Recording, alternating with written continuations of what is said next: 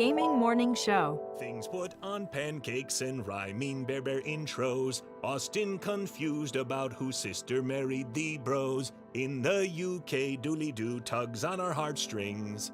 Gaming Morning Show is one of our favorite things. It's Paul. It's Paul. Ah, who are we kidding?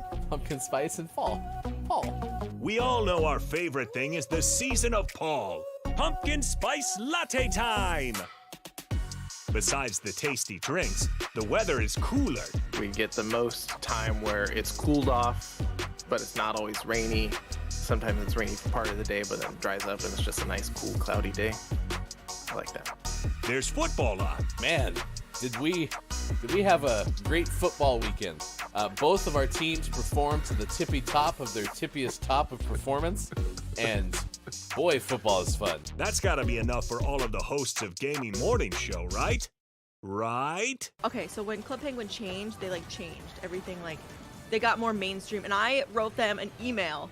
I was like, it would be really nice if you guys could go back to the way things were, because the original Penguins, we really miss it. I speak on behalf of all of the OG Penguins, and we all are really upset. Right, you've changed, man. You're the Lorax for Club Penguin. I was. I speak for the Penguins. Well, penguin begins with a P. So, happy Paul, everyone, from all of us at GMS. Broadcasting live from Redner's Rescued Cat Figurine Museum in Menominee Falls, Wisconsin. When Sean Redner told his wife, Hillary, that he wanted to turn their Wisconsin home into a museum of cat figurines, she had a predictable response. We're gonna do what? We'll do that some other time, huh? Okay then.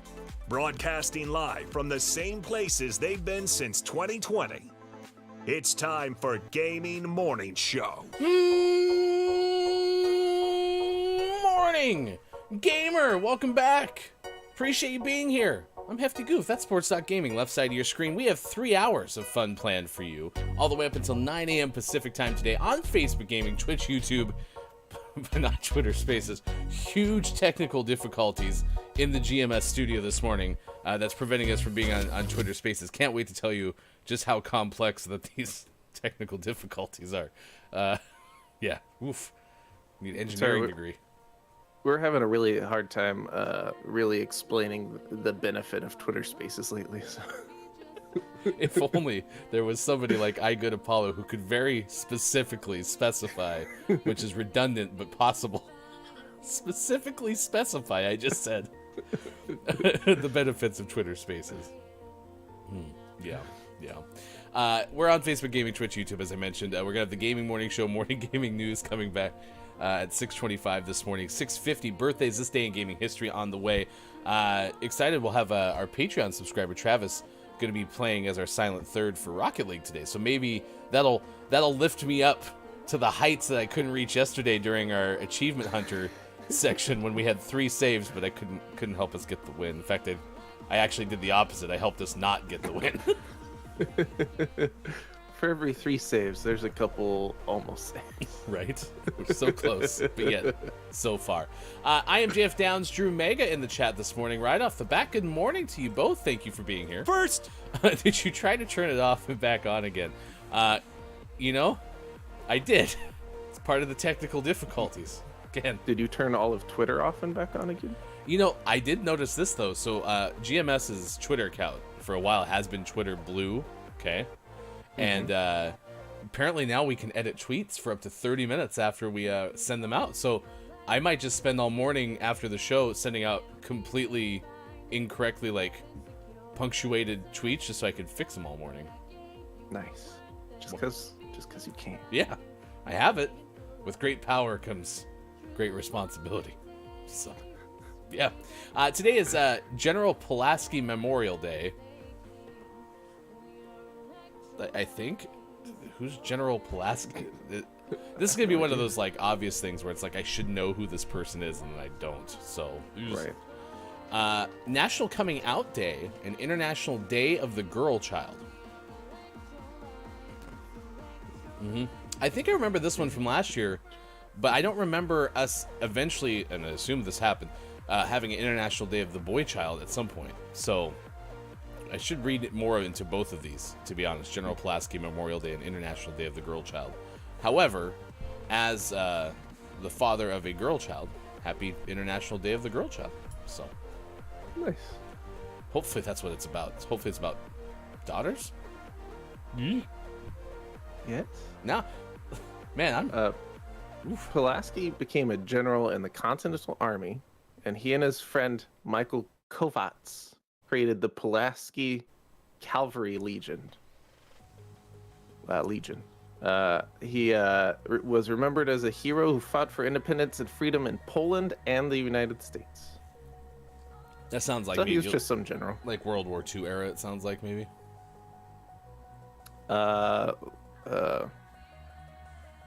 Maybe. More like Revolutionary War. Oh, really? Yeah. Oh. Yeah. Was born in 1745. Was born March 4th or March 6th, 1745. It's definitely not March 5th, though. That much we can tell you for sure. But definitely died October 11th, 1779. I don't know. General Pulaski having a Memorial Day like this could have lasted until World War II. It was 200 some years old.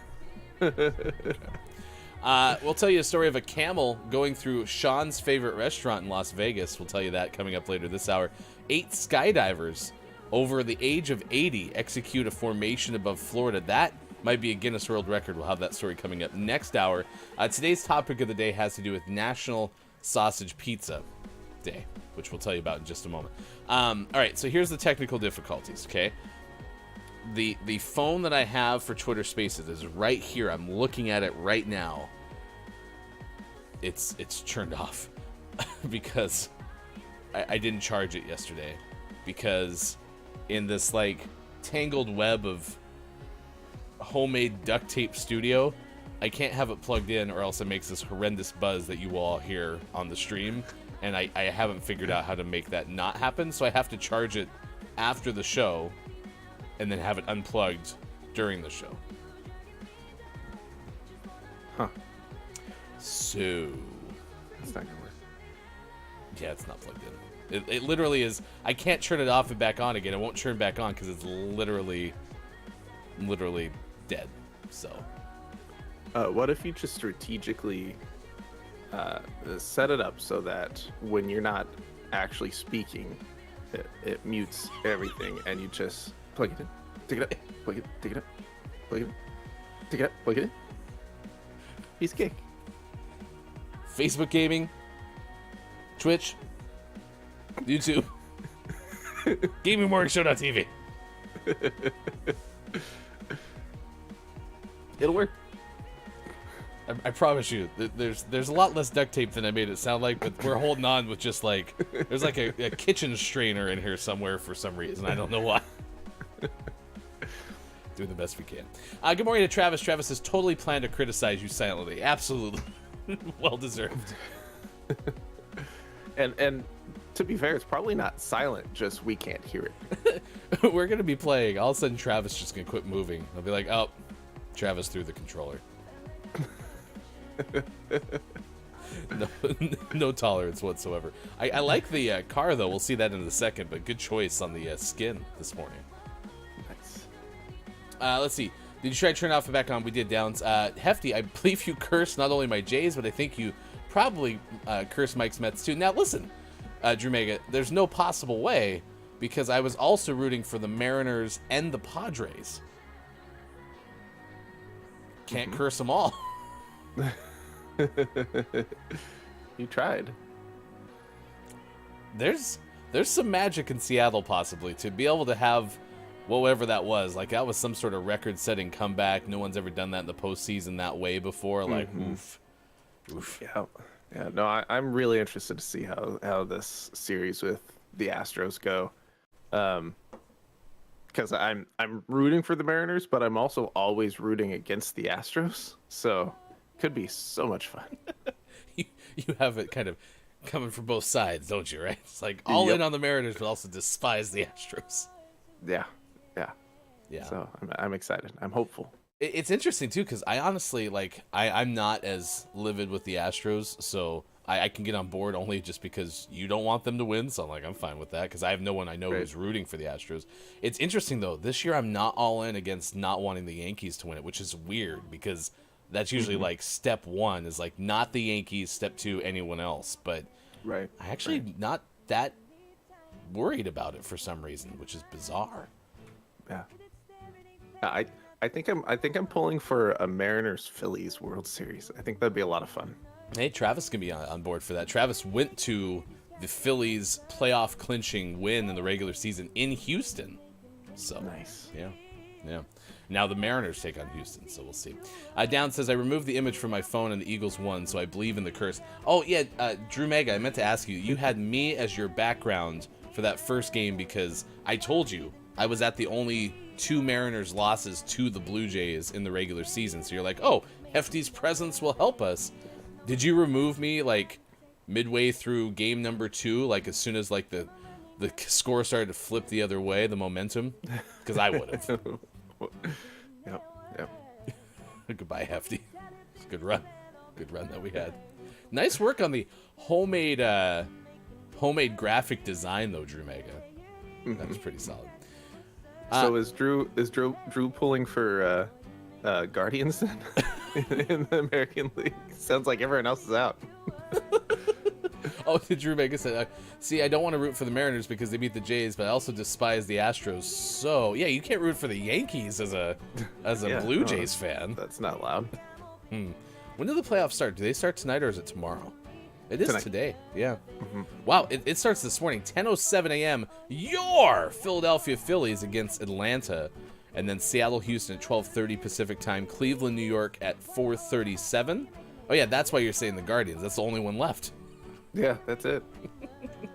And then San Diego, Los Angeles Dodgers at 6:37. That could be a very interesting series only because that's, 2 division opponents going at each other again.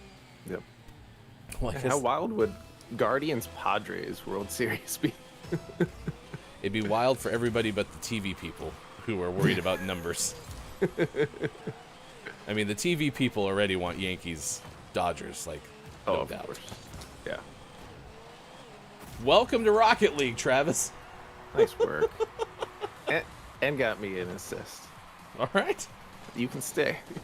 Your results are already improved with Travis on board.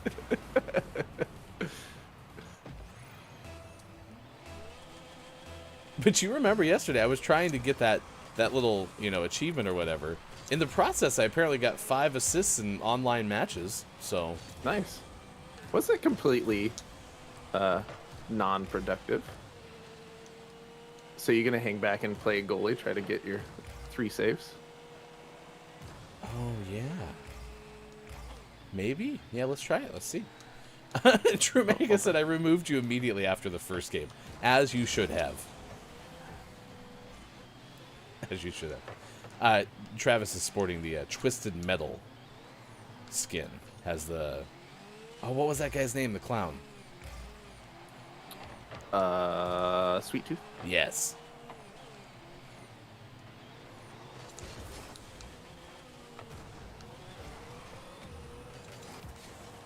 Ooh. That should have counted. I tipped close. that. Get it out of the goal! Scoville's. Okay.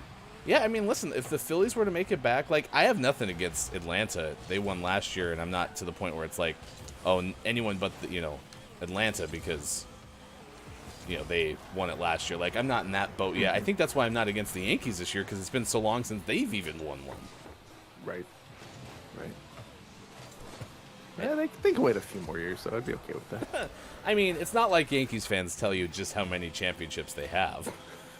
It's true. None of them are toxic. So you know how we share passwords for different services like Netflix or being able to get into the Pac-12 network and those kind of those kind of things. Uh-huh. I had a friend who's a Yankees fan who let me borrow theirs one time, and that number of championships was incorporated into their title. Of course, or to their password. Yeah. So. Of course, that makes so much sense. It's I'm not surprised. I remember the same friend when they signed Giancarlo Stanton was all on board. I didn't think that was going to happen. That's why I wasn't down in the goal, because the ball was on the other side of the field. Yeah, you couldn't have seen that coming. Okay, let's get into the topic of the day. We kind of glossed over it. That's my fault. National Sausage Pizza Day.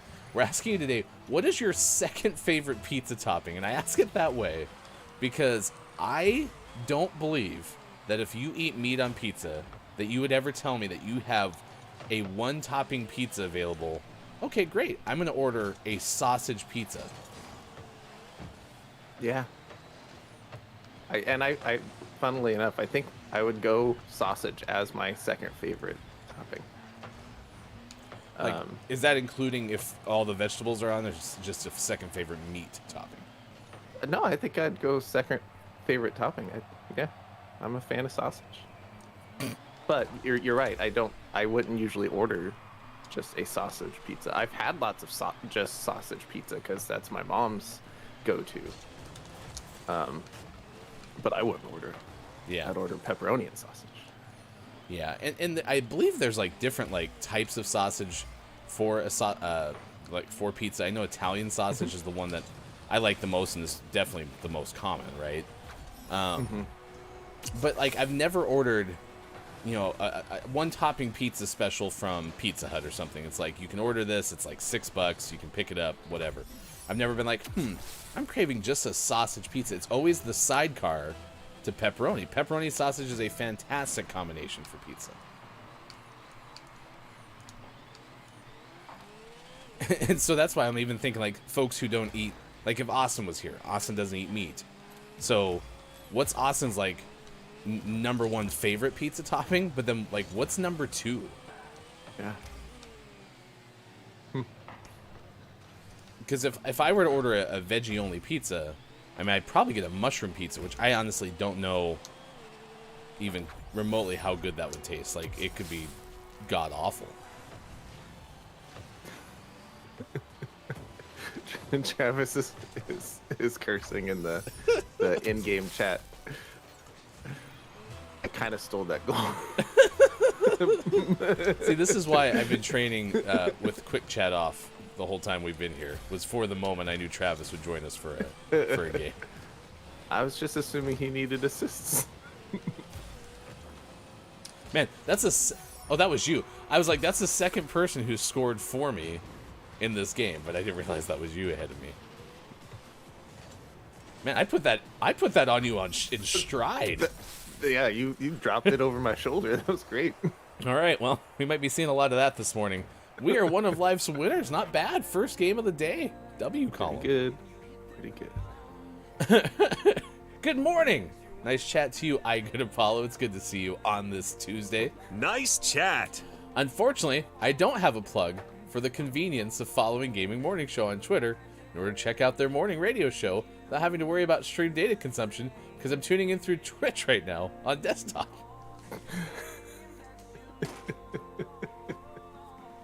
It doesn't roll off the tongue the same way, Apollo. But I can say it sounds like an awesome idea to support Gaming Morning Show through their Patreon. Nice work. Yeah, someone forgot to plug in the phone that is used for Twitter Spaces, and if I plug it in right now, it's going to make the most excruciating hum on the stream, and so I can't do that. I have to figure out some electrical stuff in here at some point. Today's not that day, though. Travis said Sean is a poacher. Had to play to the whistle just in case. What if it took a bad bounce? Oh my gosh. Good morning to Kate Zaid. Thank you for being here for this morning radio show that plays games. We are asking today, National Sausage Pizza Day. What's your second favorite pizza topping? So let us know your thoughts there. A warm welcome to our deputy cat petter, Scott Chick. Do you see Scott Chick? No. You know, we haven't seen Kate as often in chat as consistently as we used to, but Kate, Scott Chick, and Downs used to open every show every morning. Maybe Bob saw Kate jump into chat. I was like, oh, Scott Chick's got to be here then, too.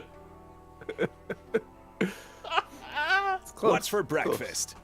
All right, it's 6:25 West Coast time. It's now 9:26 out on the East Coast, 2:26 for those watching GMS in the UK.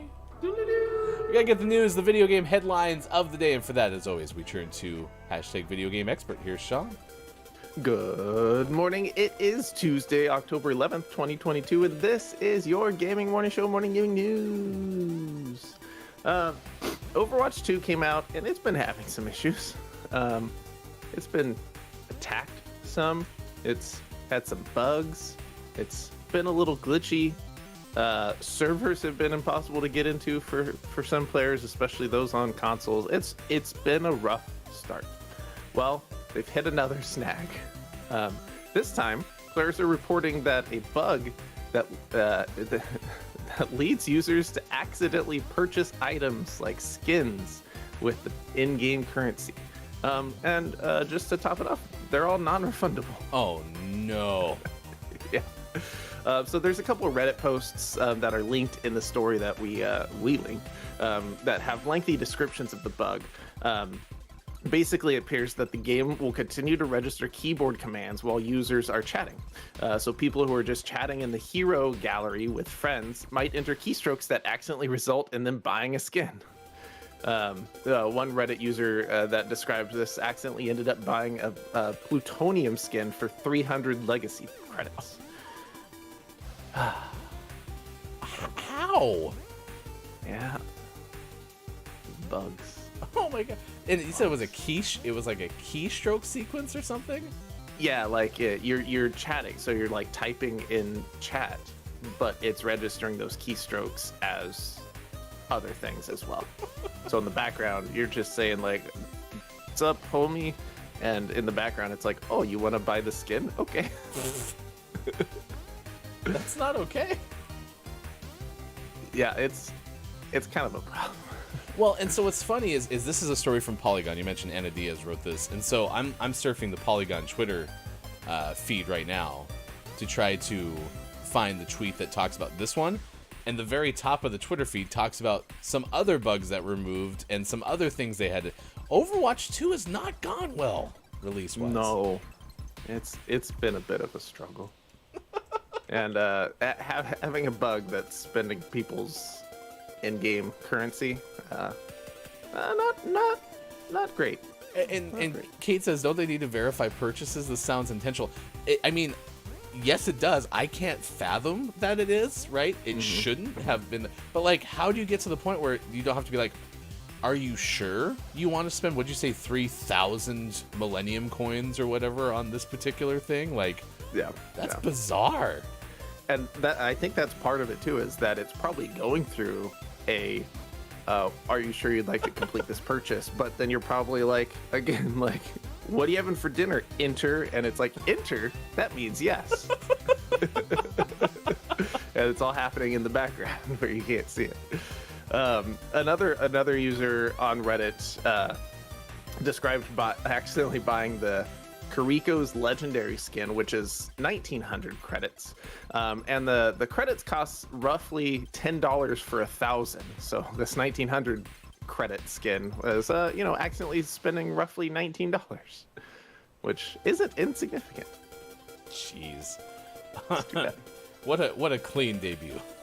Yeah, what a clean debut. Speaking of Overwatch 2 having issues, Overwatch 2 had a controversial feature that forced Blizzard to backtrack. Well, it turns out Modern Warfare 2 is going to include the same feature. This is from Ryan Dinsdale of IGN. That feature is the fact that they tried to launch Overwatch 2 with a feature that forced all new accounts to have a phone number attached. And now we know that Modern Warfare 2 is at least for now going to have the same thing. A phone number is currently required by Blizzard for account security, as notifications will be delivered after suspicious login attempts, password changes, and security feature changes.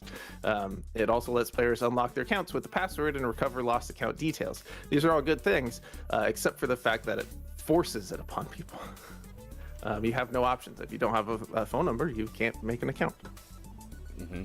And there's been some other discussion because certain types of phone companies, many that are in the prepaid realm and are typically a more affordable type of phone company, there's been reports that those phones aren't allowed to be part of this as well. And so there's been articles written discussing like this is a poor tax, right, on people who have prepaid, phones. And I've ran into this issue trying to use a Google Voice number to get through some two-factor authentication things before, because I like that feature. I actually like the idea behind them putting this into the game to help people from making 30 Smurf accounts and all of those kind of things. But you have to think of all of the possible outcomes for it. And so I'm a little bit frustrated that it sounds like they're opting to go with it for Modern Warfare 2. My hope is maybe they fix some problems, big problems with it. So so we'll see. It's currently unclear if Activision is going to backtrack with this feature for Modern Warfare 2 as they did with Overwatch 2. But as of now, Modern Warfare 2's phrasing wasn't changed alongside the Overwatch 2's support page.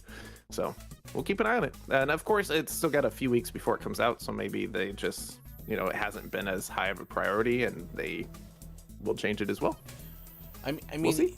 even with, it's Microsoft now, right? Well, I guess it's not fully done, but my point is, like, figure out how you can make a system where people can get a phone number to get around.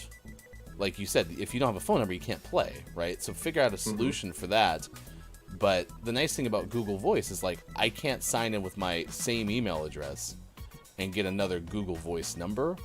And so but then again, that creates the same problem that they're trying to also get rid of, which is people signing up for a variety of accounts. So never mind. Hefty's wrong on that one. That's not going to work. Yeah. Scratch So it. we'll see. We'll see what they come up with. I don't like it.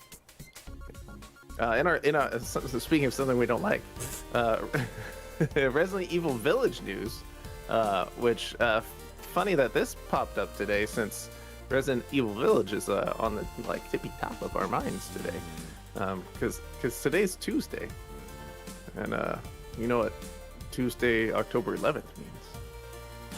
It's GMS Tuesday nights tonight. We're going to play GMS Fudge, and we're all excited about it.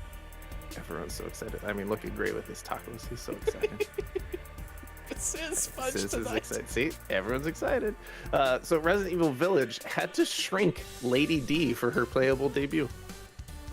This is from Michael McWhorter of Polygon. Resident Evil Village's Winter's expansion launches on October 28th. Will give people a chance to revisit the creepy Eastern European hamlet to experience a coda to Ethan Winter's story as his daughter Rose. Capcom also plans to release a major update to Village's replayable The Mercenaries mode, giving players control of baddies like Lady Dimitrescu and Carl Heisenberg, as well as veteran Resident Evil hero Chris Redfield. So that's very exciting. But Lady D was like 12 foot tall, and they couldn't make that work, so they had to make her, a normal height for her playable debut. Well, in reaction to this heartbreaking story, I, Hefty Goof, will not be participating tonight in GMS Fudge as a protest. No, I don't think that's gonna work. That didn't work, did it? I don't think that's gonna work. Fudge! Yeah, but Down said, wait, was it a hamlet or not a village? That's what it said here. I mean, I also think Michael was just trying to wax poetic with this opening paragraph, which he did a fabulous job. It's very nice. To Resident Evil or not to Resident Evil? Revisit the creepy Eastern European hamlet to experience a coda to Ethan Winter's story as his daughter Rose. That's a pretty good sentence. I like it. Resident Evil. So, looking forward to playing tonight, Resident Evil Hamlet. Fudge! So we'll check this out. Like I said, this expansion is supposed to be out October 28th. So we got a few weeks. We'll see some gameplay from that. I doubt it's something we'll get around to, but I am excited to watch other people play. So it'll be fun.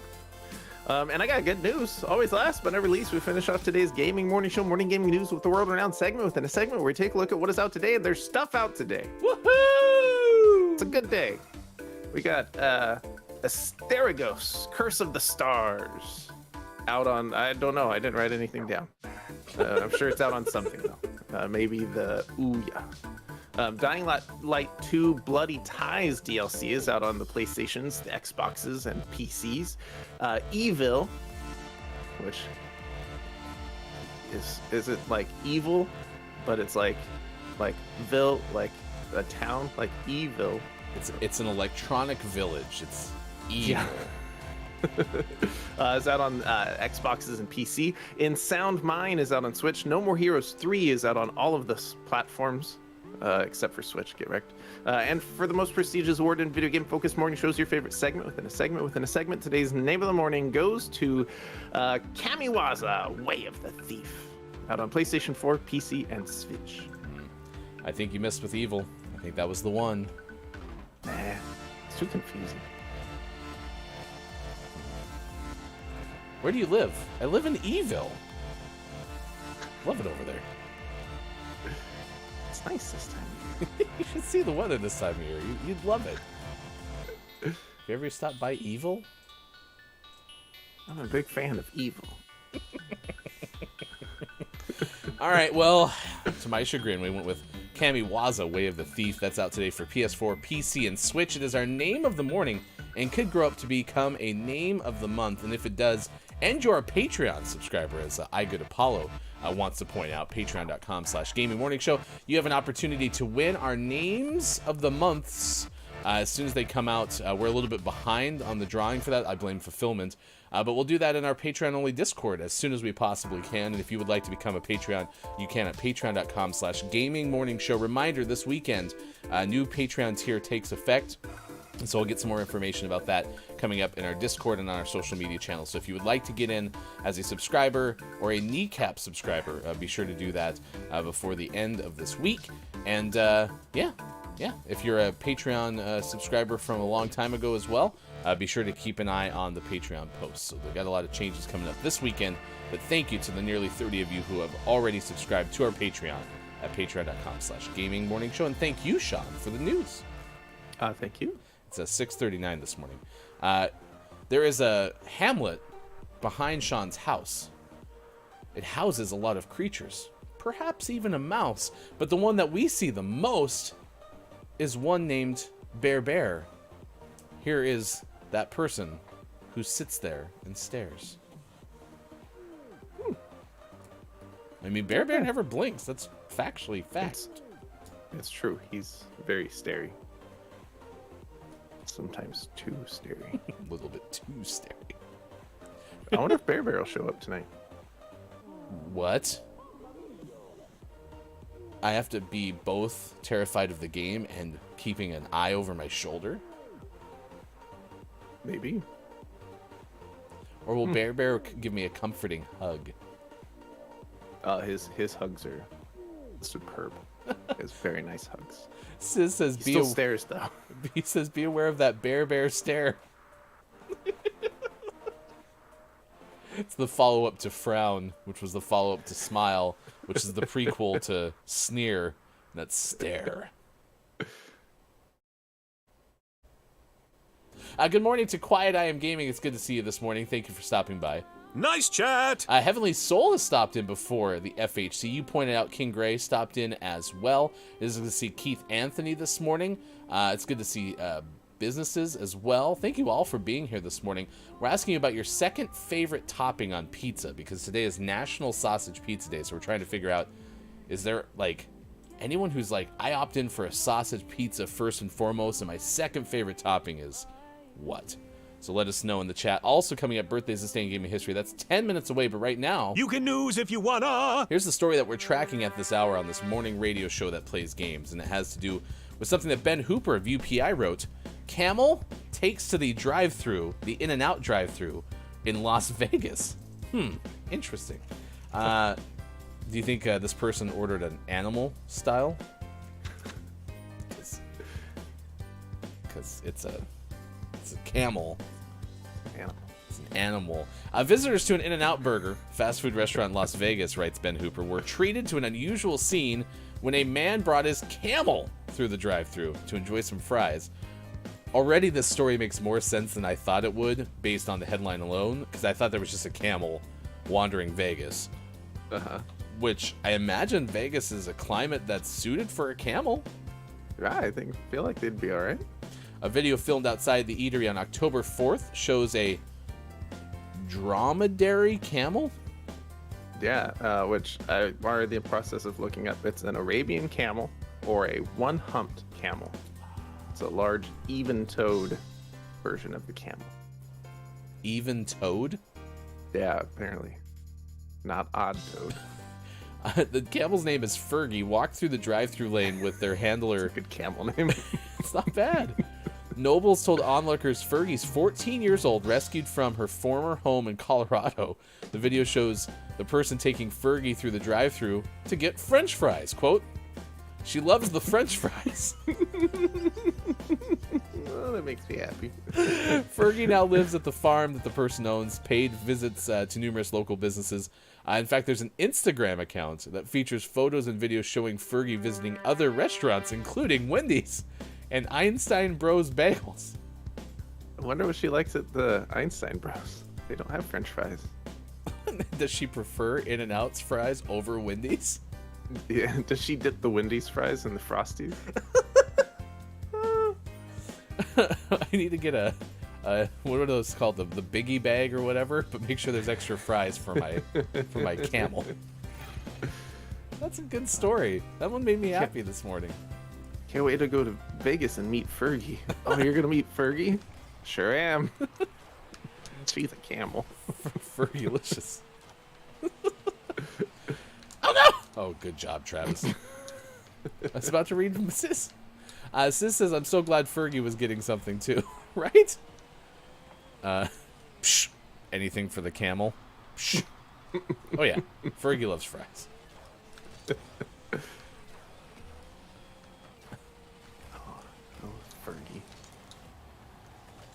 Nice. That was a good story. All right, best second favorite pizza toppings. We have mushrooms from Soul, onions from Sizz. And please answer this question for me too. Are you into meat on pizza? Because if not, I'm always curious if like there's a second favorite non-meat topping. Because I always order a pizza that has some semblance of meat. So like it'll usually be like a pepperoni mushroom or a sausage mushroom. But as far as like the veggies go, the mushroom is my like favorite veggie topping. But I'll usually always get a pizza with pepperoni and sausage or pepperoni and bacon. It's rarely ever just one meat then mushrooms, if that makes sense. Like I would almost argue that like 3 toppings is like the perfect amount for a pizza. Yeah. 2 or 3. Yeah, 3's good. Kate says, "I get the same always chicken. If I'm having meat, tomato, basil, red onions, garlic. I mean, chicken would be my second favorite because I don't always have it, question mark. Yeah, I mean, if your pizza always starts with tomatoes and then you go to the other things or sometimes add chicken, then I could see that.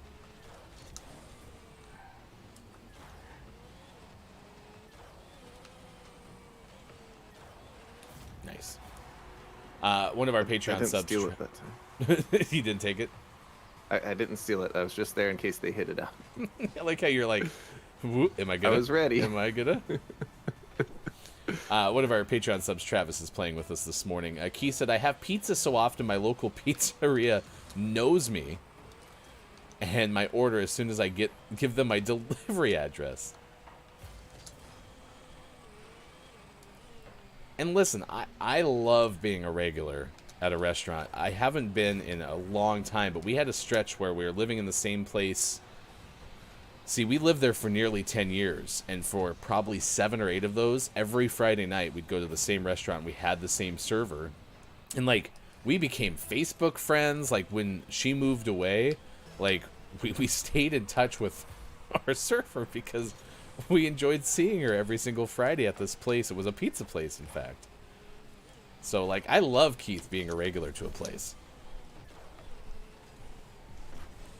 Jamaica said second favorite pizza topping is a tie between red onions and sun-dried tomatoes. And then Travis says pineapple has to be up there on toppings just because it's so polarizing.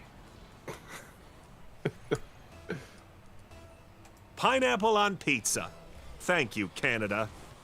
Well, and that's the one thing that I find interesting about our mom-in-law is her go-to pizza is pepperoni and pineapple. Mm-hmm. Which is a good combo. I like that combo too. I do think I like it better than Canadian bacon and pineapple. Yeah, I do for sure. Yeah, I think I'm over Canadian bacon on pizza.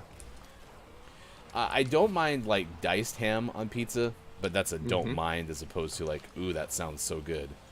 I do not like the big chunks of Canadian bacon that are then like ripping off the entire sheet of toppings from the pizza. Yeah. Yeah, it's really a logistic issue. Because the taste is fine, but I agree. It kind of destroys the rest of the pizza. If you missed the end of the show yesterday, we raided somebody on Twitch, and they happened to call out my name, and they said, I like your name. And then they go, yuck. I was like, they know.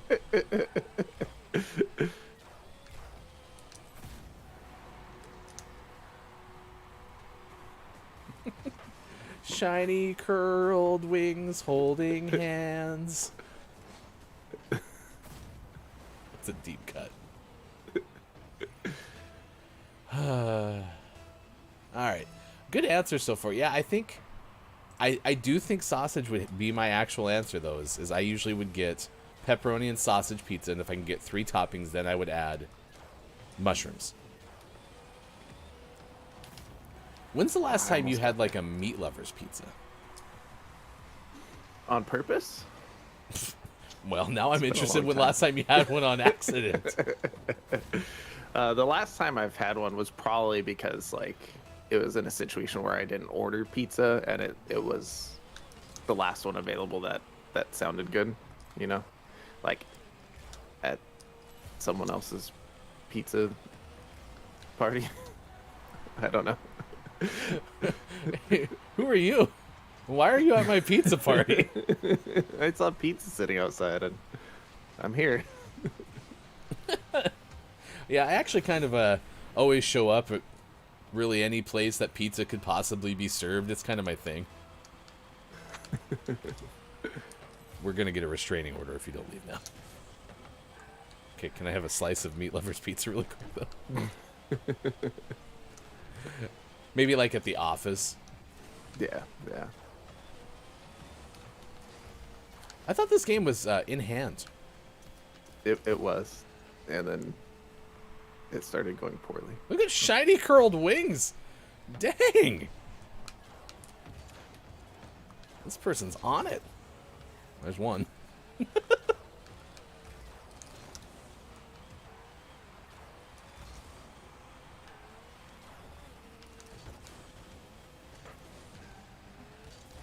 45% tomatoes is what Apollo says. To be precise. Is that your 45% sure it's tomatoes? Or is it, I want 45% of my pizza to be tomatoes? Good morning to Mel B on YouTube. Thank you for being here for this morning radio show that plays games. Our topic is, what's your second favorite pizza topping? Because today is National Sausage Pizza Day. And so we're curious, is it something where people always get the same second topping? We ordered the other day pizza. I think you were here for football. I think it was that day. And I got like a chicken pizza, and it was pretty yummy. Yeah, it was tasty. It wasn't barbecue. It wasn't like a white sauce garlic pizza.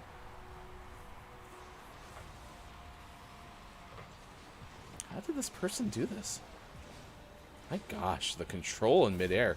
I'm wondering what level Travis is for bringing that person into our matchup. Jeez Louise. Mel says, I have a frozen veggie pizza I'm going to cook for lunch. I don't like sausage. Okay, so if you don't... Do you eat meat in general, Mel? Because if you always order veggie pizza, then my question remains, what's the second go-to non-meat topping for you?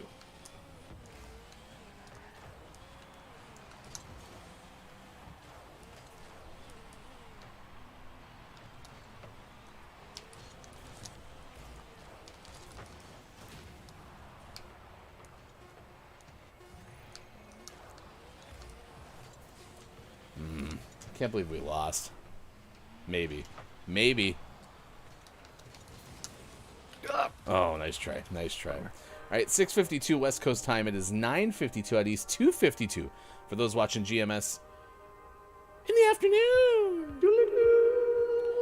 Sis says chicken pizza can be good, but I hate how it usually comes with Alfredo or barbecue sauce. Absolutely.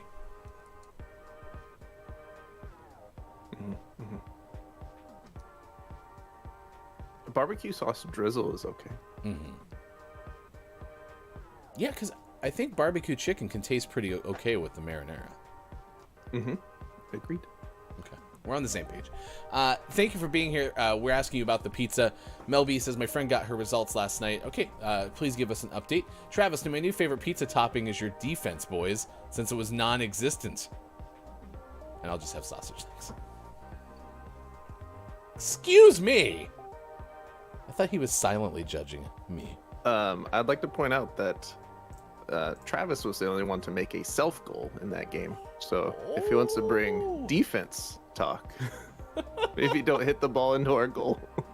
You're toxic. This game is over. Travis, it was fun playing with you. See you next time. All right, let's do birthdays to stay in gaming history. If you have a birthday to celebrate, someone you know who's celebrating a birthday, maybe they are at the office, or maybe you know them on Facebook, or you just really like a celebrity. I don't know. Maybe they used to be your server at your favorite restaurant. Maybe they were. I hope you're doing well. Shayna. I think that was her name. Uh-oh. Then we want to celebrate with you. All right, celebrity birthdays wise today, we have a birthday that is of a celebrity because it's celebrity birthdays. I'm still right? Celebrity birthdays? Yeah. Yeah. Joan Cusack turns 60 today, actress. She appeared in the finale of The Office as Aaron's biological mother. And I know that because I have definitely watched The Office. For sure. Nobody's going to give me any grief about that, right? Yeah. You do you. I've watched the UK version of The Office. That's not true. It's a lot easier. Much fewer episodes. Oh, really? The UK didn't stretch it out that long? No, the UK does short and sweet with their shows. They move on. They do like 2 5-episode seasons, which they call series, and then they're like, all right, let's never do that again. And then we burn it to the ground. Actress Jane Krakowski. That's not right. Maybe it is. Turns 54 today. Right. Yeah. Her first film role was as Cousin Vicky in National Lampoon's Vacation. Yeah, I mean, I recognize Jane from 30 Rock. But I always thought they said her name differently, but I honestly don't know. Actress Emily Deschanel turns 46 today. She recently starred in the Netflix miniseries Devil in Ohio.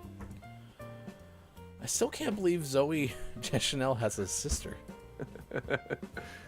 It's true. Oh, no, that makes sense, because it looks like they were all together. Gosh, was that as recently as like February of 2019? Yeah, it's like an unusually sunny February 24th on a Sunday. Yeah, I think they were together. Oh, that was at the Dolby Theater. Yep. In Los Angeles for the Oscars. Yeah, big fan of the Oscars that time of year, as opposed to the other times of year that it's held. Makes sense.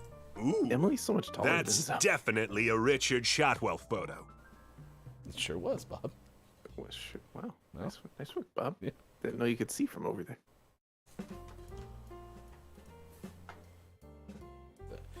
I show Bob things. Actress Michelle Trachtenberg turns 37 today. She played the title character in the film adaptation of Harriet the Spy. No way! Yeah.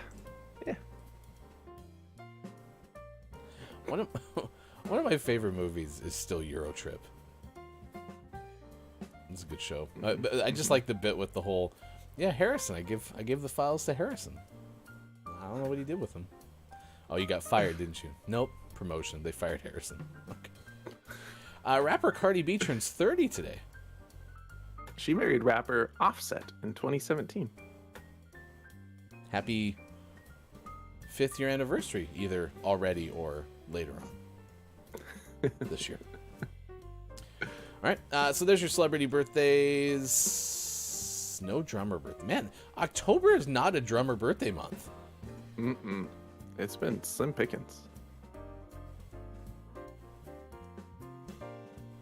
Slim Pickens was the name of my band in high school. It's the name of the drummer in my band in high school. We called him Slim for short. Actor David Morris from St. Elsewhere is 69 today. Nice. Saxophonist Andrew Woolfolk of Earth, Wind, and Fire is 72. Former NFL quarterback, Hall of Famer Steve Young is 61 today. Nice. Oh, Michelle Wee is also has a birthday today, 33. And then Luke Perry's on this list. I had actually forgotten that Luke Perry is not with us anymore. Yeah, I don't think I realized that. Yeah, I can't remember. He passed away a couple years ago at this point. So, thanks. All right, there you go. There's some of your celebrity birthdays. This day in gaming history, we transport you in our time machine back to the year 1994, which means Sean gets a chance to play Lawsuit or Not Lawsuit. 1994, Sean. Not a lawsuit. Bob plays a didgeridoo. Your answer's locked in. Square releases the Final Fantasy III video game for Super Nintendo in the US. It's the same game as Final Fantasy VI in Japan. Correct. So they put out Final Fantasy III, which was the same game as, so they must have been released in Japan earlier. Gotcha. Yeah. And they were playing catch up in the US. Yeah, our first Final Fantasy, which released here as Final Fantasy, was Final Fantasy III in Japan. Okay, that makes sense. 2002, Acclaim releases the Burnout 2 Point of Impact video game. That was for PlayStation 2 in England. Acclaim offers to pay drivers speeding tickets incurred that day. That seems like a bad idea. It's a real bad idea. I wonder how that... K-Laugh! I wonder how that wound up. That was 20 years ago today. I'm just curious how many people actually cashed in. How much did Acclaim pay for it? Interesting. 2004, Midway put out Midway Arcade Treasures 2. That had released for Xbox, PlayStation 2, and GameCube. Had Mortal Kombat 2, Mortal Kombat 3, NARC or NARC, Rampage World Tour, Total Carnage, Gauntlet 2, APB, Arch Rivals, Championship Sprint. I'm not going to read all of them. They had a ton of these games in there. I could have Mortal Kombat 2 and Mortal Kombat 3 for PlayStation. Interesting.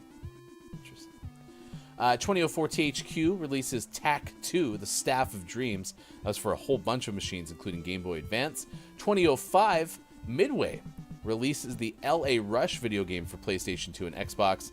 And that same year, Sony put out SOCOM 3, U.S. Navy SEALs for PlayStation 2. And in 2011, another racing game, Microsoft put out Forza Motorsport 4 for the Xbox 360. Xbox 360.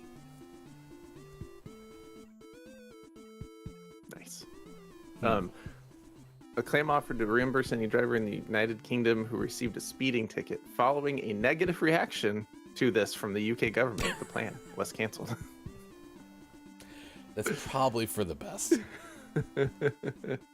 Because I think you've actually mentioned this before, and I know others have alluded to it before. Like, we watch a Formula One race, or we play the Formula One game, and then you get back in your car, and you're like, I want to drive fast. Yeah. It's true. All right. I miss I so miss SOCOM, said Drew Mega. Travis, good morning to Chrissy Icky and Curviously Jen. I saw Jen was at TwitchCon. Welcome back, Jen. But Chrissy is being told by Travis that I can't play defense and that you steal goals.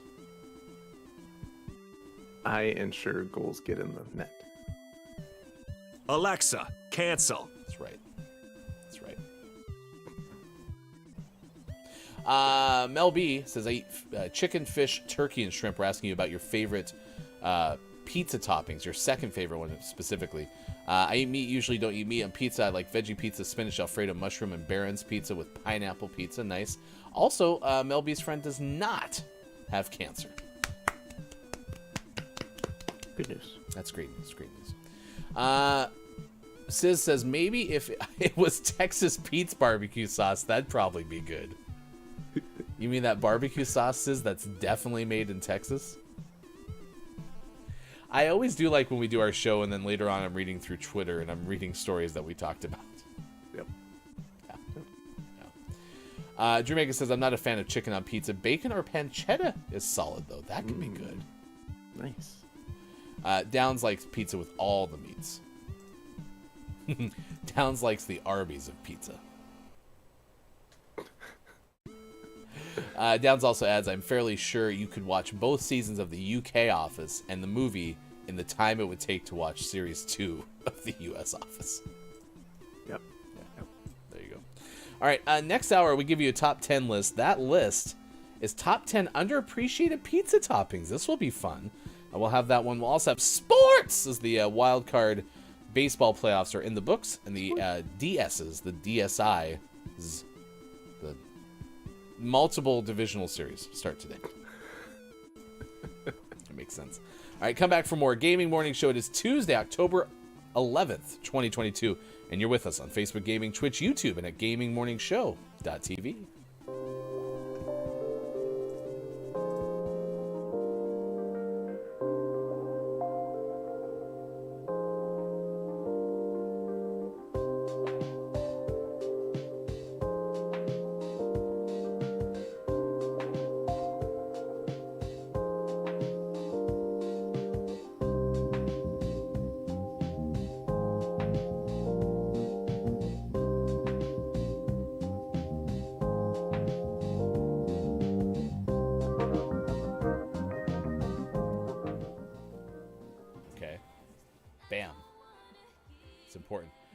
This show does a lot of stuff that, you know, is kind of random. So I'm not surprised when Bob talks about different things. So there you go. Bob and I have an unspoken bond. And plus, it's a skill in radio to have nonverbal communication.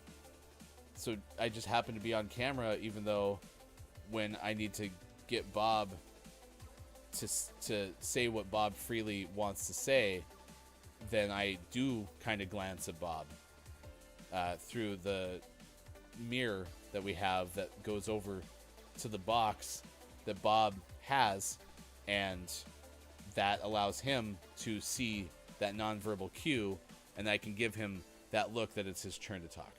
Yoo-hoo, the hot dog of chocolate milk. And that is the topic of pasta. Okay. We are asking, what's your favorite pasta dish? And there's people who can't eat gluten, but there's gluten-free pasta, right? So we were trying to find something that maybe everyone could find common ground on, of like, I like these kind of noodles. You mentioned your favorite noodles earlier, Austin. I did. Cavatappi, best noodles. I'm sure I think I would love those noodles if I have ever seen them. Probably have. They're good, delicious. Okay. So, my point is you come in here and have to bring up the Coke and Pepsi debate. There's no way that can win anything. It may drive a debate show, of which we are not, but you've made this choice now, and look at Austin. Furious. It's the look of furiosity. Oh. It's not scary lol, says Scott Chick. What? It's not scary. Lol. If I remember right, I've seen some people play this game. No.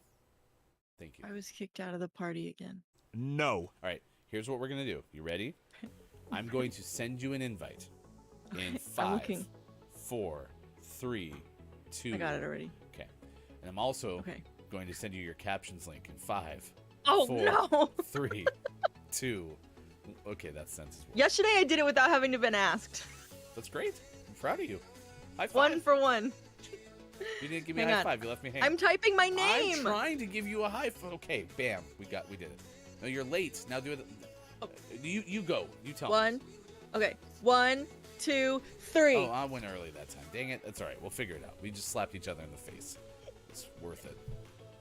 St. Louis. That's where you're going to find them. Don't go to Louisiana. St. Louisianians. If you go to Louisiana, you're not going to find any of these ice cream bars.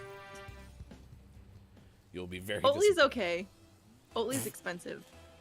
Oh. But if it wasn't I don't- expensive, would it be better than okay? Yeah. Okay. Oatly is a good brand for oat milk, but they're very expensive. It's like $5 compared to like Planet Oat, which is like $3. $5 oat milk. Yeah. St. Louisianians. Oh, thanks. Nice work. Somebody bumped me. Was it you? No. I didn't make that goal, Yeah, you did. but I didn't mean to. But you did. You got a boost. Thank you. This is so strong. This is all leading into tonight's special edition GMS Plays Live. Tonight, 6 p.m. Pacific time.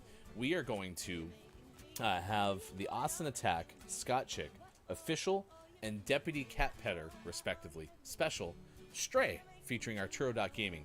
Sports.gaming plays the game about cats with our cat, Arturo.gaming. So it starts tonight, 6 p.m. Pacific. 6 p.m. Pacific on GMS Plays Live. I like it. Bear, you can't come. This is a cat game.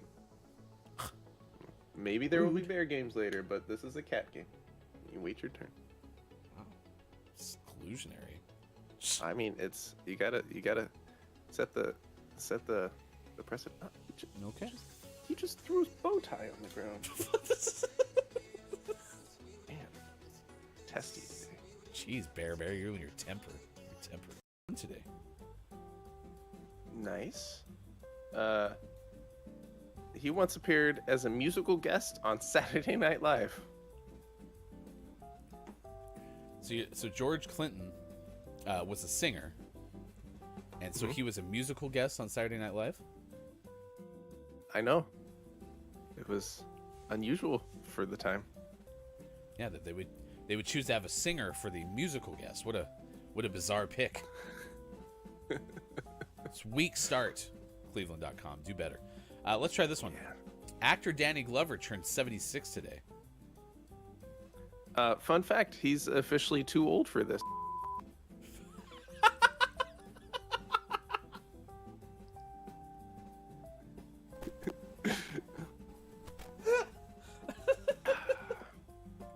He's also from San Francisco.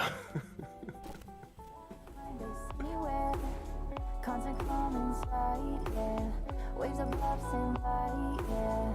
Feeling calm inside, yeah. Can't find this anywhere. Yeah, I want this longer. Won't find this anywhere. How I've always wondered. Yeah, I want this. Coming up on Gaming Morning Show, list of the day and sports. Go to GMS.watch and click on where to find GMS. Join our Discord and become a Patreon. Go to our website, gamingmorningshow.tv, and follow us on Twitter at WatchGMS. It's all coming up on Gaming Morning Show. And go to our website right now, gamingmorningshow.tv. It's all coming up on Gaming Morning Show. Time for hour number 2 right now. Morning, gamer. Welcome back. Gaming Morning Show continues, Tuesday edition of this morning radio show that plays games. It is October 11th, 2022. Thank you so much for being along for the ride. Sports.gaming, left side of your screen. I'm Hefty Goof. It's been a fun show so far. We are talking about a lot about pizza toppings. We've learned a little bit about General Pulaski. And we still need to look at more details about International Day of the Girl Child. So we'll do that hopefully before the end of the show. 8 skydivers, over 80, execute a formation above Florida. That story is coming up, and we'll have sports at the end of this hour as well.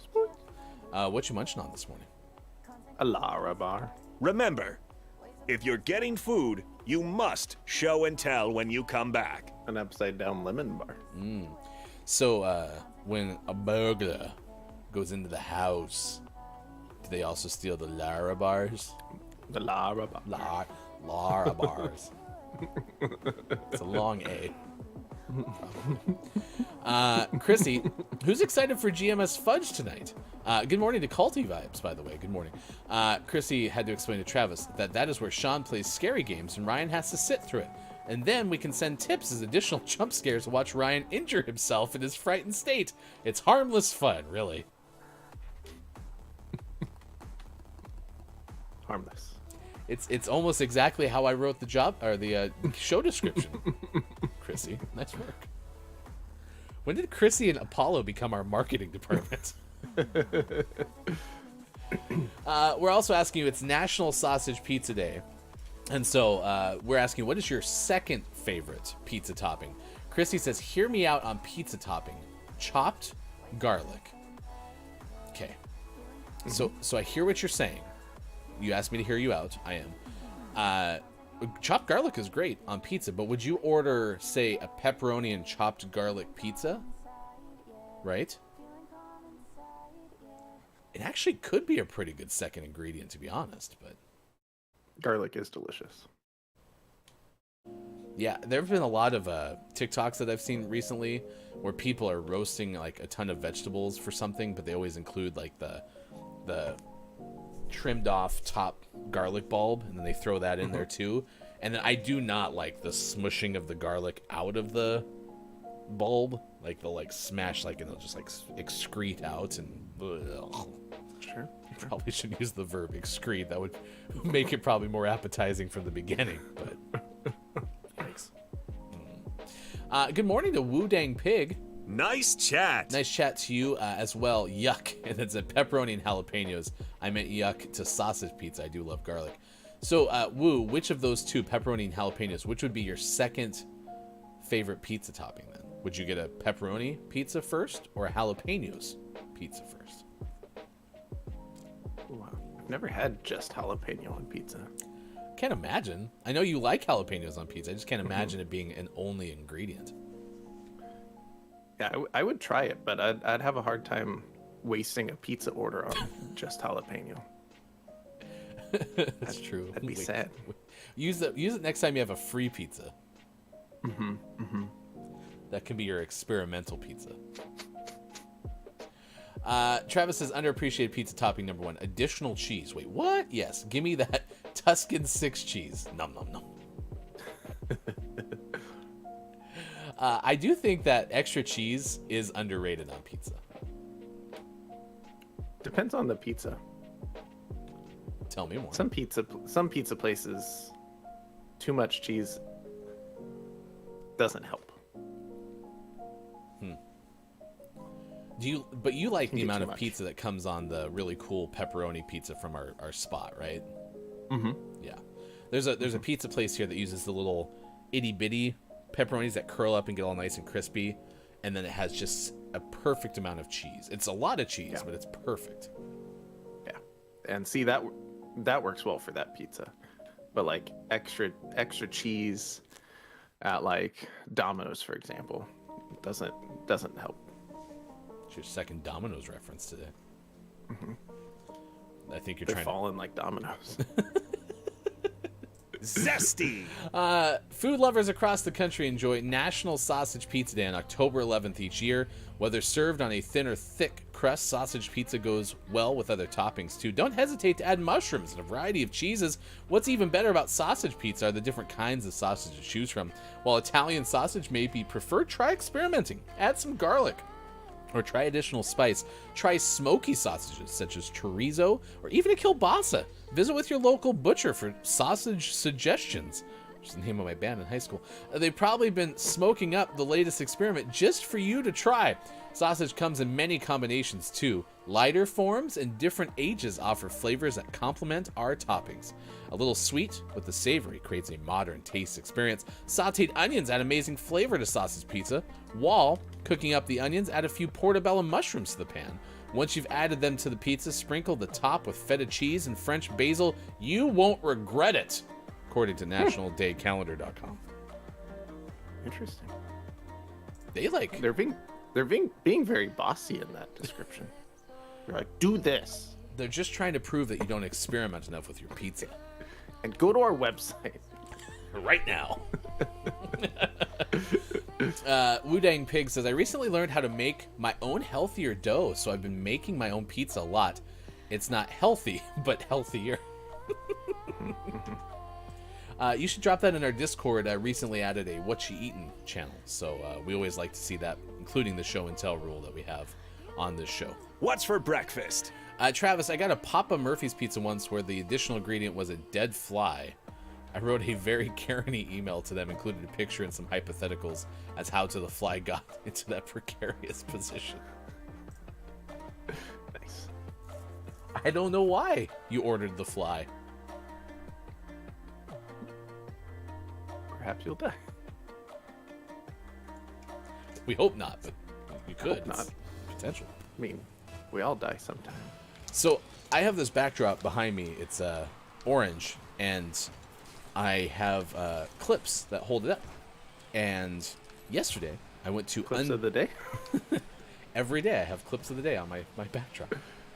And I went to unhook it, and when I clipped or squeezed the clip to unhook the backdrop, a fly flew out from right where I had clipped, or had squeezed, excuse me.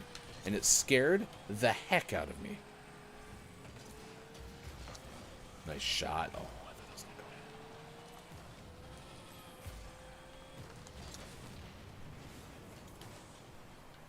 go in. I don't know why she swallowed the fly. Perhaps she ordered a Papa Murphy's pizza. Have you ever gotten an insect in your food? No, especially not my pizza. Yeah. Yeah, unfortunately, I saw somebody the other day that showed a maggot in broccoli from a fast food Asian cuisine place. And now my brain's like, oh, I never thought that was a possibility. And I don't order from that place very much, if ever. But now I'm like, when I get my next, like, I don't know, any order that has, like, steamed vegetables, now my brain's gonna be like, looking for a maggot off a piece of broccoli. For no reason. Yeah. Good morning to Element of One. Hey, chat, how is everyone? That says, I love how you say maggot. Did I say maggot weird? Not that I knew. Maggot.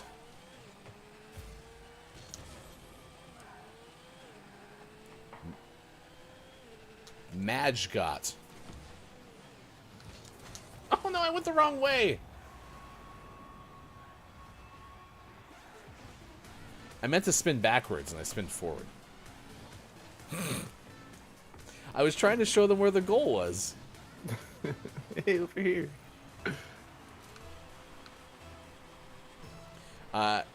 Quiet says, it's like you and milk. It's just a little different.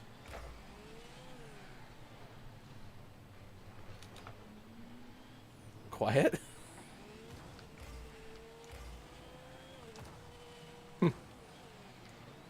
It's like you and milk. I think he's saying you say milk a little I say milk off wrong? too. Yeah. Really? Not wrong, just a little different. Huh. Ran into Travis twice.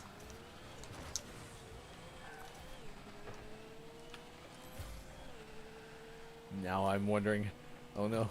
I had cereal the other day, and I poured in milk. Oh, I bet it's because I kind of use like an E sound. Yeah. Yeah, you melt Okay. melt it up.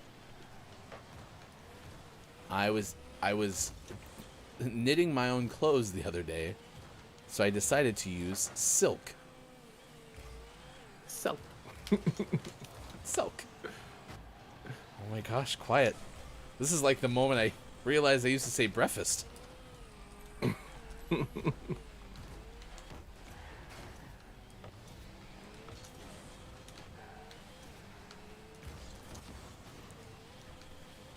Milk. Ha!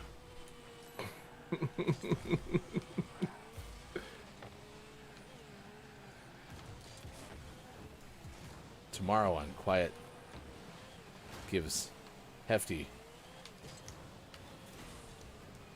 perspective. That's not the word I was looking for, but that's what I chose. We dive into Hefty saying breakfast. Huh.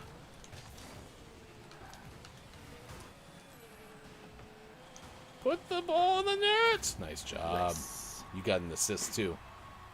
Sean needs the assists. Element says my second problem. Oh wow, Element's second favorite pizza topping is pepperoni. What is your favorite, Element? More pepperoni. Honestly, underrated pizza. Pepperoni with extra pepperoni.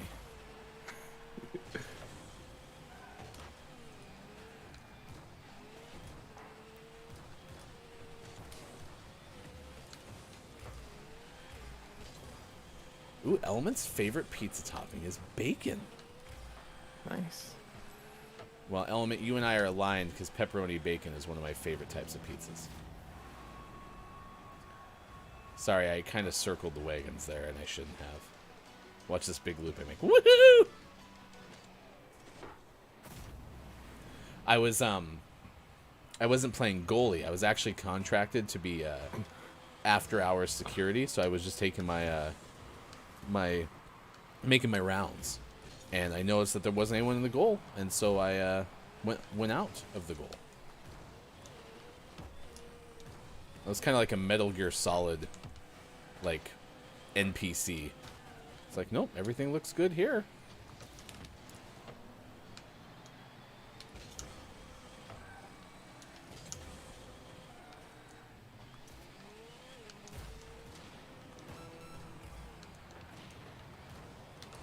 Oh.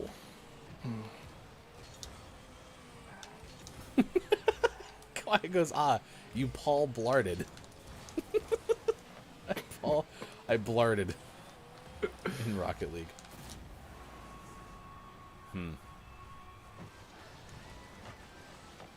Did I mention we got List of the Day coming up after this game? Because we do. Honestly, breakfast sounds easier, says Quiet. Might have to start saying it without, along with Brecky. I wish I could go back in time and record the moment that was revealed to me that I said breakfast instead of breakfast. It's like when my wife learned that she said hamburger. What? Yeah. Someone made fun of her in class when she said hamburger. And that's when she realized that she's saying it wrong because her mom never corrected her because she thought it was cute. How old was your wife when she discovered this? I think it was 3rd grade. Oh. It wasn't like college. Sophomore year of college. Well, because that's what, I mean, breakfast for me was freshman year of college.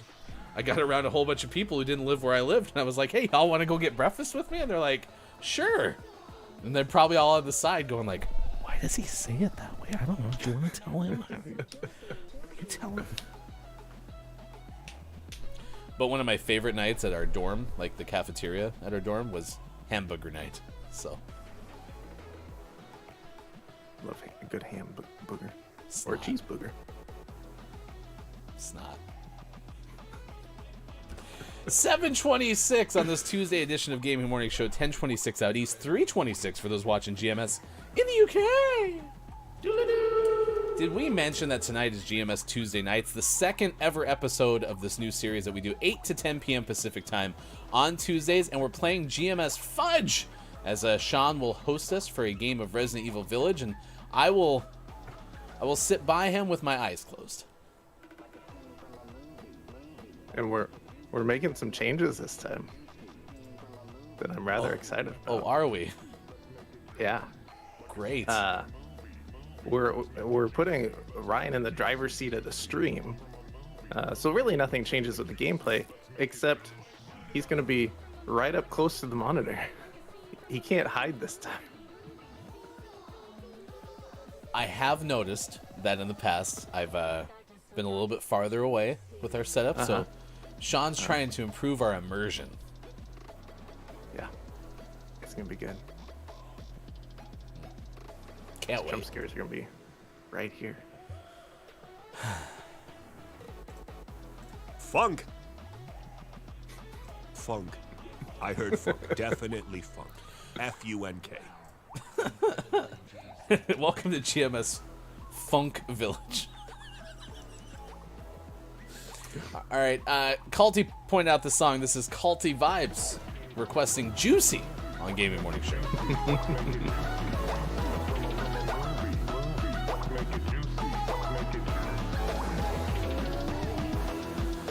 And if you like all of our music, you can find many of the songs you hear during Gaming Morning Show from the individuals on this list. You can also check out Superphonic's new 8-track DMCA safe synthwave album that was made completely with an iPad by going to that link there on SoundCloud. It is also available on Spotify. All right, it's 7:28. Let's do our list of the day. This is 10 underappreciated pizza toppings, and it comes your way courtesy. Yeah, I had to double check. HelloGiggles.com. Was Giggles one of the Powerpuff Girls? Bubbles was. I don't think Giggles was. Okay.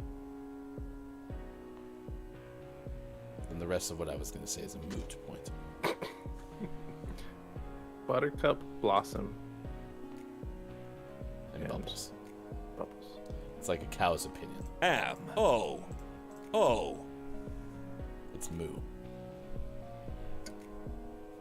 This is from HelloGiggles.com. Jill Layton wrote this list in March of 2014. This is underrated pizza toppings. So let's see where we go with this list. We're asking today on National Sausage Pizza Day, what is your favorite second pizza topping? Or what's your second favorite pizza topping? So here we go. 1. Fried egg. Okay, I'm already frustrated because a lot of people like to put fried eggs on hamburgers, and the flavor is fine. I just don't like the mess of it. I can't imagine having a fried egg on pizza would make it better, but let's see. Eggs make everything better. Never mind, I was wrong. Okay, they make some things better, writes the author. Unless you don't like eggs, then they don't make anything better. But if you do like eggs, definitely make pizza better. Add a fried egg to basic cheese pizza and it's instantly more delicious. It will be a little messier than your average pizza. The average pizza doesn't have fried eggs in the topping. We're stuck in some sort of logic loop here. 2. Number 2 is shrimp. If you love pizza and shrimp, you are guaranteed to like shrimp pizza. There's also a shrimp pizza organization of the world, the SPOW. Don't know if there is. If you've never tried it, you'll be happy when you do. And I'm sure the shrimp wouldn't be happy if they dedicated their lives to such a great cause. And if you're Sis, you'd feed the shrimp that are on your pizza shrimp flakes. 3. Ground beef. Okay, so this one is tough because I don't really like the cheeseburger pizza, but I know that that's very popular. In fact, the author talks about it. A cheese pizza burger. Cheeseburgers and pizza, 2 major food groups in America, so it just makes sense. And I think it was Papa John's that had a pretty good run with cheeseburger pizza. I I just don't think ground beef works with anything else very well on pizza. Yeah. Well, my problem with ground beef on pizza is it looks like sausage, but then you eat it and there's not nearly as much flavor to it. Yeah. So then it just tastes really plain and boring. Yeah. Which isn't beef's fault. Just look different than sausage. It's not you. It's just Got you. my expectations too high. Mules are better than horses. No, it's not. Ground beef doesn't come from either of those things, Bob. Must be warm in that box. You dummy, Bob. But yeah, ground beef on there. I think I do need to try the Papa John's version because I think they even had like dill pickles incorporated into it or something, and I could see that making it taste better. But pass. Throw a 4. fried egg on there too. Number 4 is tofu.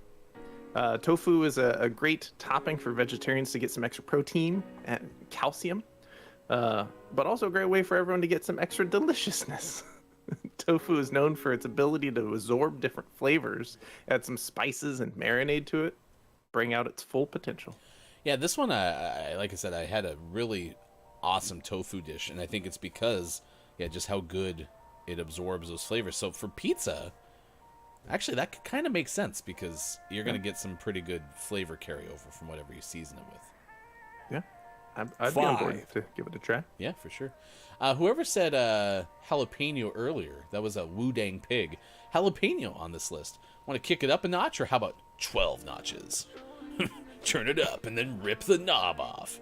Jalapenos certainly do the trick. You can sprinkle them on cheese pizza to create a mouth fiesta. Look at this. Exactly what we talked about a second ago. A jalapeno-only pizza. And our author's on that wavelength. You can also try stuffing the jalapenos with cheese or pepperoni for some added taste bud pleasure. A jalapeno popper pizza, maybe? Give it a shot. 6. Number 6 is sweet potato. Sweet potatoes are good with or without pizza, but since pizza is magic and makes everything better, let's not think about them without pizza. I like this author.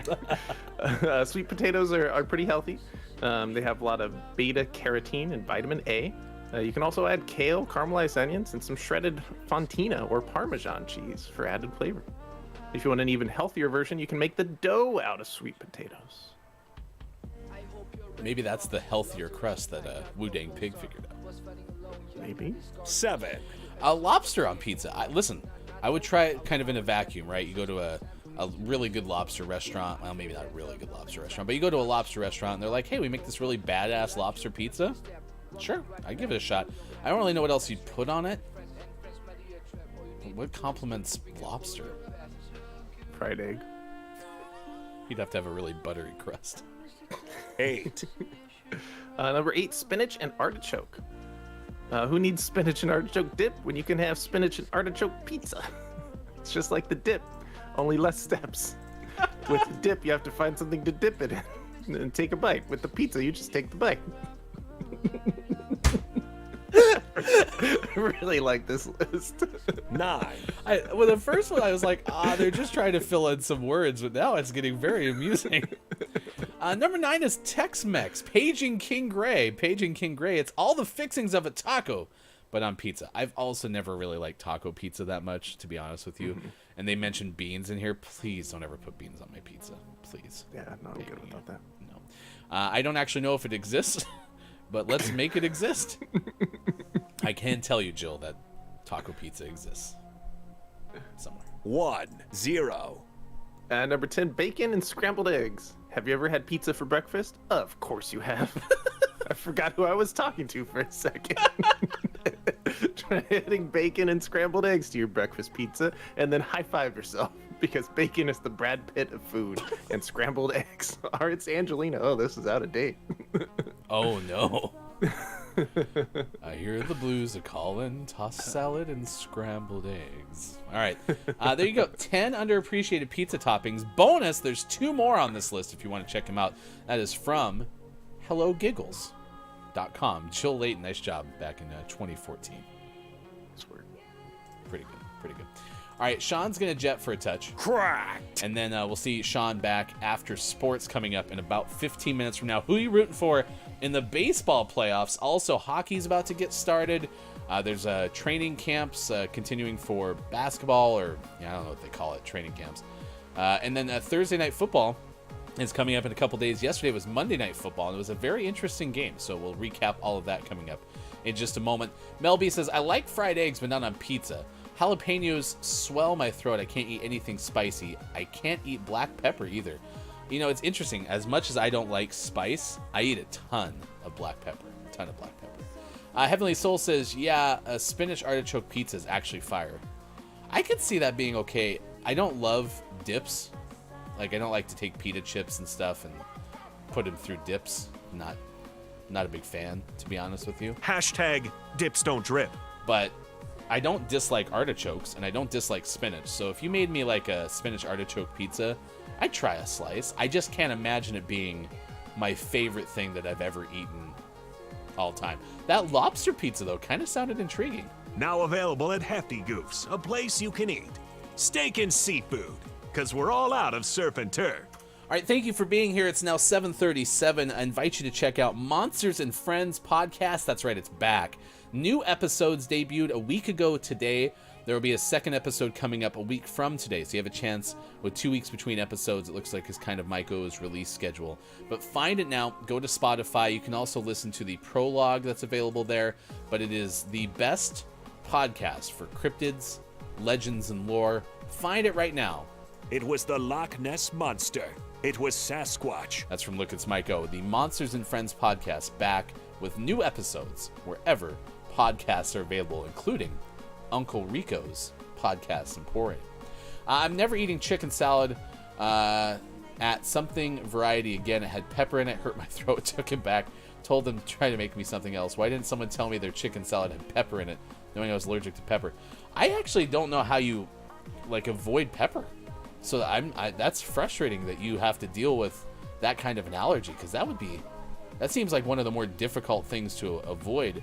Like, everyone who's allergic to nuts, it's easier nowadays, and I'm sure it's not easy, it's just easier, because a lot of places will say, like, hey, we use nuts in this area, right? So I can't imagine how you avoid pepper. But sorry you have to deal with that. Yeah, I'm very fortunate. I don't have any food allergies, and that definitely makes my life easier, and I'm thankful for that. But I'm sorry that, pepper, that's got to be tough to avoid. You can news if you wanna. All right, here's the story that we're tracking at this hour on this morning radio show that plays games. We told you about the camel earlier that goes through the drive-thru in Las Vegas. It's visited Wendy's. It's visited Einstein Brothers, and now it's been to In-N-Out. Well, right now we're telling you about a group of 8 skydivers who may have set a Guinness World Record. They're going to check out and see if this is in fact the case. Ben Hooper of UPI writes that a group of 8 skydivers over the age of 80 jumped out of a plane above Florida and broke a world record. There you go, for the largest formation of jumpers in their age group. The Jumpers Over 80 Society, or JOES, organized the attempt at Skydive DeLand as part of a 3-day event for the International Skydiving Hall of Fame celebration. 8 JOES members made the jump and arranged themselves into a formation to break the world record, which previously stood at 6 jumpers. Quote, many of us have made significant contributions to the modern sport of skydiving over the years, and we all are proud to represent our sport with a demonstration that illustrates how the skills and expertise of our team is timeless and always evolving. That's the end of the story. I did read somewhere, maybe actually though there's part I omitted, that said that they're going to send it to Guinness World Records to make sure that it is in fact the record, but still. And I also like the name, Jumpers Over 80 Society, or JOES. Not bad at all. All right, one of our Patreon subscribers. You can news if you wanna. Thank you, Bob. One of our Patreon subscribers is playing Rocket League with us this morning, and that is Travis Casey. Thank you for being a Patreon subscriber. Thank you to the nearly 30 of you who are Patreon subscribers, including those who are celebrating a sub-anniversary this week. And that includes Wallstormer, Dr. Chick, I am JF Downs, and hey, it's Brendan TTV. we are making some changes to the Patreon platform this weekend. So if you're not a subscriber yet, but you would like to become one, be sure to check it out. You can get our subscriber tier for $4 and our kneecap tier available for $6. Those two specific tiers are going away after this weekend. So if you'd like to get in on those, you're invited to do so, but we will still have a subscriber tier coming up starting in the second half of this month.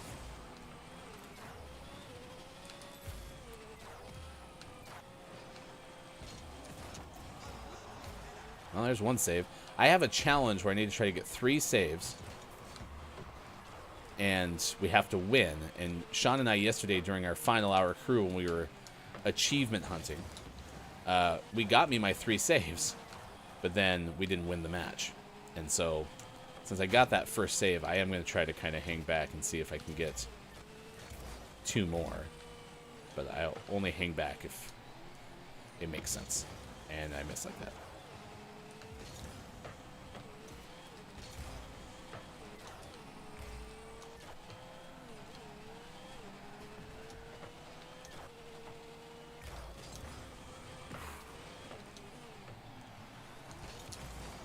There we go. Oh, I got saved.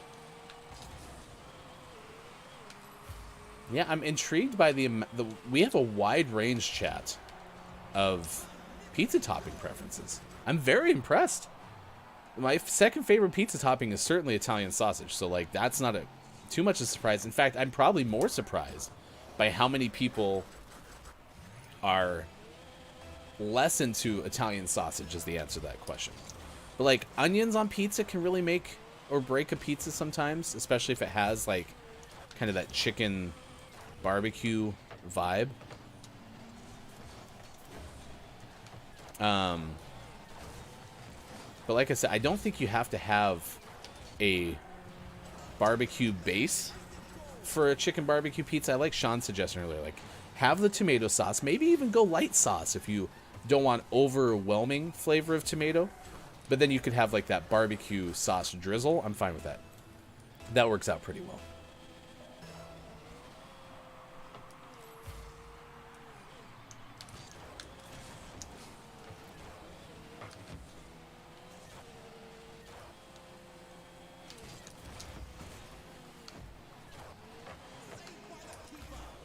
Save for the keeper.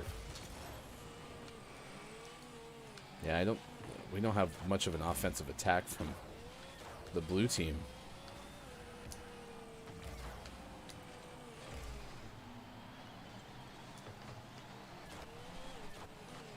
There's not many chances for saves yet in this game. Yeah, they've only had the one shot. Maybe here's one. Nope.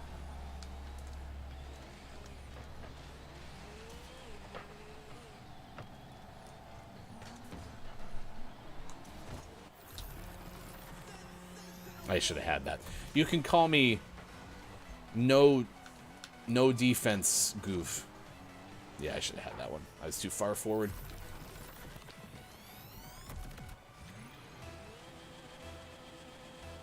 The baseball playoffs are going to be fun. I mean, they already kind of have been, except for Drew Mega, whose team I cursed, and Mike O's team, who I cursed. But other than those two, if you ignore the 2 teams that specifically had members of our audience cheering for, that I also was kind of rooting for, but maybe not wholeheartedly, because I also know a whole bunch of friends who were are Mariners fans, so I was kind of rooting for them too. But, you know, for the most part, was rooting for the Blue Jays and the Mets, but, you know, not wholeheartedly. Maybe kind of sometimes. It was like, oh, well, the Blue Jays are up 8-1, so I'm going to root for them. And then they're now no longer up 8-1, so I'll kind of root for the Mariners. Like, maybe kind of one of those things. I think at the end of the day, it's really freeing to just watch the baseball playoffs for the excitement of the actual game, as opposed to having, like, my team, you know, be actually involved in it, because that's where the heartbreak comes, you know. Like Drew Mega said, boo. Because you really wanted, you know, the Blue Jays fans really wanted their team to win. Naturally.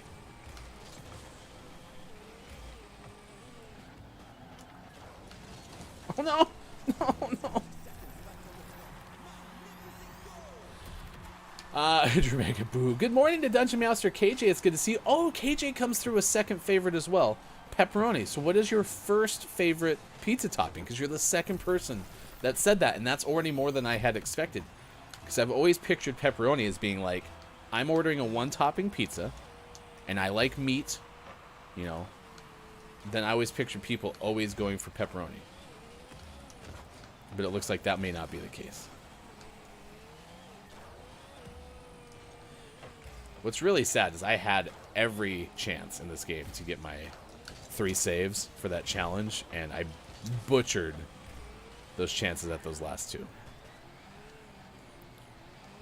Which is very disappointing. Keith says, sausage on pizza. No sausage on pizza. Interesting. Yeah, earlier in the show, we talked about the National Day Calendar advice on National Sausage Pizza Day, and they were very quick to show all the different types of sausage that you could actually have on pizza, and it was far more than I would have expected. So look at that, we're cracked. 7:47 West Coast time. It's 10:47 out east, and it is 3:47 for those watching GMS in the afternoon. No sausage on pizza, saying go Yankees, Keith, as well. Melby, I hate pepperoni, it makes me sick. Sid says pizza on pizza. Pineapple on pizza is good. Absolutely. I'm on board for pineapple on pizza. Pineapple on pizza. Thank you, Canada. Apparently that was a Canada origin, so thank you, Canada, for pineapple on pizza. We truly appreciate it. I do not like ham or Canadian bacon, though, on pineapple pizza as much as I used to. It's just not. I'll eat it. I won't say no, but not a preference. Keith says, go Dodgers. I'm obligated to support the Dodgers because the owner of the Dodgers is the new owner of my favorite English football team. What team do they own over there? I'm celebrating Sausage Pizza Day by eating veggie pizza. I like pineapple on pizza. Keith, I do not like green eggs and ham. I do not like them. Samway. All right, like I said, lots of sports to get to, so let's jump into it right now. Next hour, don't let the person floating from the balloons fall in the monster's mouth.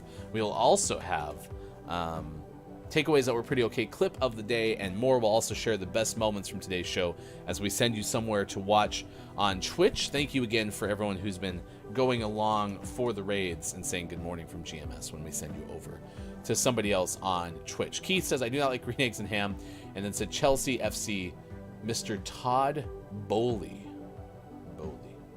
Nice. All right, it is time for sports. Yesterday was Monday Night Football. It was a pretty decent game.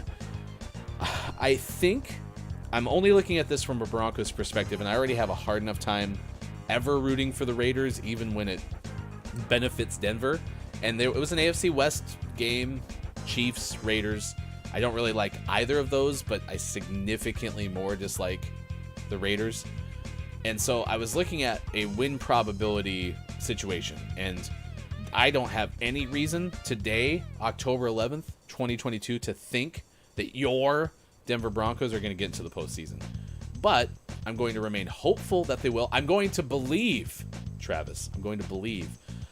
But I think the route, as good as Kansas City is playing, is unless we can beat the Chiefs head-to-head, because we have 2 games left with Kansas City, one of which I'm going to, then I don't think we can win the division. So if that didn't happen, I kind of need the Raiders to lose because the Raiders beat us in that first divisional game of the year. So need the Raiders to lose. Chiefs win. According to correspondent Quiet Time Gaming, the Raiders made some boneheaded play calls. It was not a game where everyone seemed satisfied with the way things kind of came to fruition yesterday. Let's put it that way. That's kind of a polite way of saying that there might have been some mistakes. 30-29. Earlier in the game, the Chiefs go up 30-23. The Chiefs try to go for 2. That puts them up 9 points. It was probably with about 5 or 6 minutes left. So they go up by that amount. And then if they get the 2-point conversion, it's a 9-point lead. That's 2 possessions. Well, they don't. So now they're only leading by 7. And so then the Raiders score, and the Raiders try to go for 2. And Josh McDaniels decides to go for 2, which I believe in the mantra of, if you're going to try to go for the win, do it at home. Go for 2 points to win the game at home. Go for the tie on the road.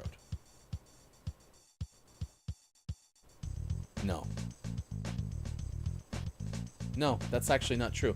I like what McDaniels did, to be honest. Because if you have a chance to win it on the road, you don't have to go into OT. I said that backwards. So yeah, I'm fine with what McDaniels did there. Because if you're at home, then you get the crowd behind you. You go into overtime. You're going to have a chance with the momentum. So I was surprised the Chiefs went for 2 earlier. Anyway, whatever. Raiders fall to 1-4 on the year. EAGLES Eagles 5-0. Hypothetical Eagles 20-0 perfect season. Who beats them? The Eagles are playing well. I think you have everything to thank IMJF Downs, Travis, because Downs has picked up the Eagles this year. You and Lucas might go on the same page. Carolina Panthers fired Matt Rule out after 11-27 record. He has $40 million remaining on a 7-year guaranteed $62 million contract. The Panthers fell to 1-4 on Sunday. Yeah. Teddy Bridgewater still showing no concussion symptoms after a hit against the Jets caused him to leave the game. Bridgewater has to clear NFL's 5-step process to return to football activities. It sounds like Tua Tagovailoa has not been cleared yet, is still in concussion protocol, and not ready to take the step to do football, said Coach Mike McDaniel. So I imagine Bridgewater could return to practice, according to this article, on Thursday, and then would play this weekend. Rashad Penny is out for the rest of the season, broke his left fibula in Seattle's loss on Sunday to New Orleans. All right. First playoff series victory for the Phillies since 2010. And so the Phillies have removed interim from the title of Rob Thompson. Announced they've signed Thompson to a 2-year contract to remain as their manager through 2024. It's a reward for the turnaround that earned the Philadelphia Phillies a wild card berth, according to the Associated Press. Spencer Strider, $75 million 6-year contract, a long-term deal with the Atlanta Braves. Just 33 big league appearances, 24 years old, went 11-5 this year with a 2.67 ERA. And your baseball playoffs start today in the divisional series, I should say. Wild card already started, of course. Your matchups for today, it all starts at 10:07 a.m. Pacific time. Philadelphia at Atlanta. Seattle at Houston starting at 12:37 p.m. Those are on Fox and TBS respectively. And then TBS has Cleveland at the Yankees 4:37 p.m. Pacific time. And then FS1 for Dodgers Padres at 6:37. Coming up, 6:37. So if you want to get into the baseball playoffs, it's going to be a good year to get into it.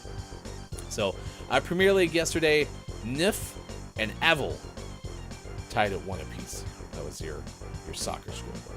So tonight, it's Tampa Bay and the Rangers, Vegas and the Kings. The bulk of the regular season for the National Hockey League gets started tonight. Predators are 2-2 on the year. Sharks 2-0. I'm sorry. Predators are 2-0 on the year. Sharks are 0-2. Those two teams started the season in... I can't remember where they were. It was the Global Series. Looking it up. Oh, the Czech Republic. So there you go. There you go. In Thompson we trust. Great decision. Reward the manager. The owner took my advice. I told him in Houston. No big deal. Keith Anthony says, not so good. Last 2 games and the defeat against the Texans and the Eagles. How are the Jags doing? Haven't been up to date with them. Work commitments and such. NFL time zones. Crazy things. Yeah. Jaguars started out hot, but they are not so hot anymore. All right, there you go. That is your sports. It's 7:55 on this morning radio show that plays games. Next hour, we'll bring you Don't Let the Person Floating from the Balloons Fall in the Monster's Mouth, takeaways that were pretty okay, clip of the day, and more. We'll also keep talking about second favorite pizza toppings, as we do occasionally on the show. We will also have a chance to chat a little bit more about our stories that we told you about today. Camel going through the drive-thru at the In-N-Out Burger, and 8 skydivers over the age of 80 execute a world record-setting formation above Florida. So all those stories are ahead. Thank you for being here. It is the Tuesday edition of the show, October 11th, 2022. And you have us on Facebook Gaming, Twitch, YouTube, and at gamingmorningshow.tv. We will be right back.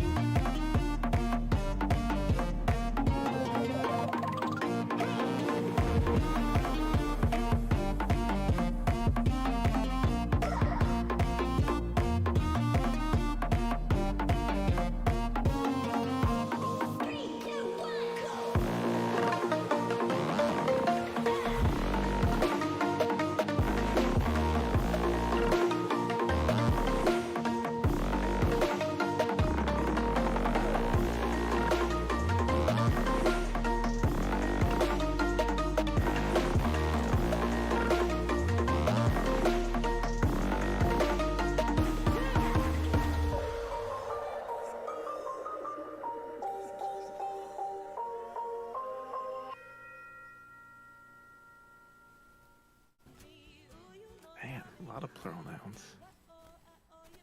Buffets. I'm sorry, what? Buffets. Oh, buffets. Yeah. All right, here we go.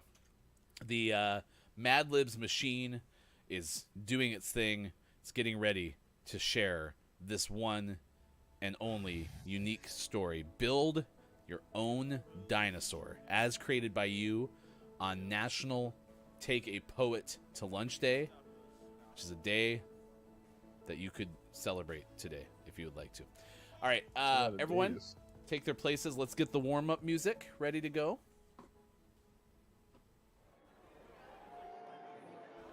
Orchestra's getting ready. Everyone's taking their places. The didgeridoos warming up. Coming up tonight, probably 5 o'clock. I don't even know what time the game is. It's between now and Thursday. So watch it in between there sometime. Just watch the SEC championship game. It'll be basically the same thing. Just watch a replay. Alexa, what time is the national championship game? Can somebody tell me? Did it answer? Anyone? Great. Yep. It's at 5 p.m. Pacific time. Also, my Alexa sounds like my grandma. Yeah. Would you like some fresh baked cookies? Sure. I would like that. I've got these butterscotch in my pockets. I don't know how long they've been there. Would you like one? These are Werther's original. No, really, like, Werther gave them to me. They've been around that long. There's a guy named Werther. The Uranindus, and we practiced 969 times a week, even on the weekends.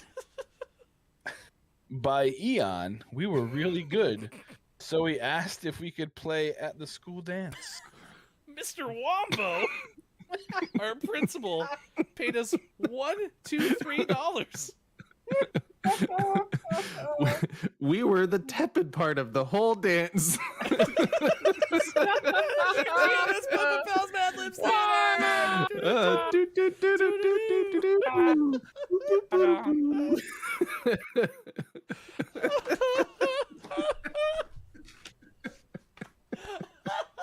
Quiet, this read my mind is like $1, $2, $3. We really have to stop booking gigs with the count. It's just, this takes forever. Old Bay on popcorn is pretty okay. Like you mentioned, Lady K had mentioned chili and lime popcorn, said it was so good. Top of the Moron, to you, Pickling. Thank you for being here. Top of the Moron. Hello. Even though I met you guys through Bombi, I'm also a follower of Rugs as well. Well, thank you for being here. We're going to have Rugs play 5 questions GMS coming up today at 8:20 a.m. Pacific time. So stick around for that. There's a 24-hour stream coming up on Friday. I am JF Down says toffee is really common here. Would you try toffee popcorn? Probably. I mean, I like caramel popcorn, so I like toffee. Give it a shot. I wouldn't buy like a 9-gallon bag. I'd probably be like, can I have a little taste first? And then you'd be good. That'd be a big swing. Go and get the 9-gallon bag of stuff you've never tried before. This is the one. I know it. I just feel it in my bones, and you're dragging it behind you as you walk through the fair. That'd be wonderful. The highly anticipated promotion is when fans throw and donate stuffed animals onto the ice following Hershey's first goal. Bears forward Axel Johnson Fjalby opened the scoring and the floodgates in the first period. Thousands of animals, stuffed animals, sailed over the glass and blanketed the ice to commemorate the spectacle. Sweet, cuddly mayhem, Bears broadcast announcer Zach Fish said. It's teddy bear toss time, the team announced. 52,341, I'm assuming this is supposed to say stuffed, but it says studded animals were collected, setting a new world record. Hershey smashed its own previous record of 45,650 toys, which was set in 2019. The Teddy Bear Toss games were not held in 2020 and 2021. Due to the COVID-19 pandemic, there wasn't a limit placed on the number of stuffed animals fans could bring into the game. Each animal collected is donated across 25 for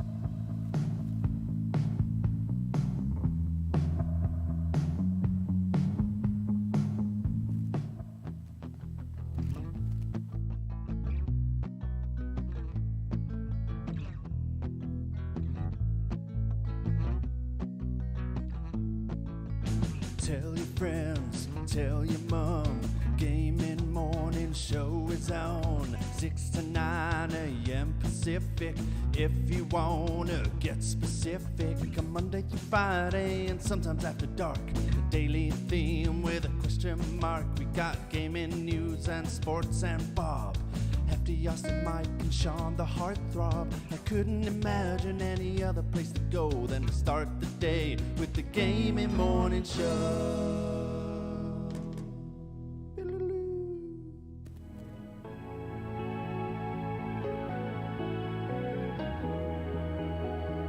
Coming up on Gaming Morning Show, don't let the person floating from the balloons fall in the monster's mouth. And GMS, Morning Gaming Renews. Get ready for your takeaways that were pretty okay. And the clip of the day. Find GMS on Facebook Gaming, Twitch, YouTube, and GamingMorningshow.tv. And go to our website, GamingMorningshow.tv.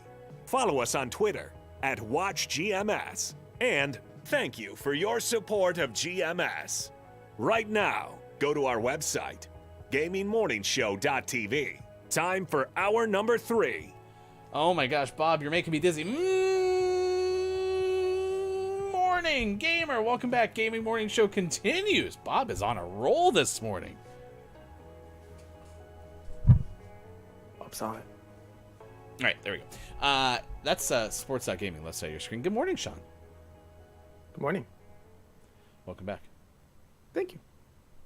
We've had a few more people than I expected say pepperoni is the second favorite pizza topping, by the way.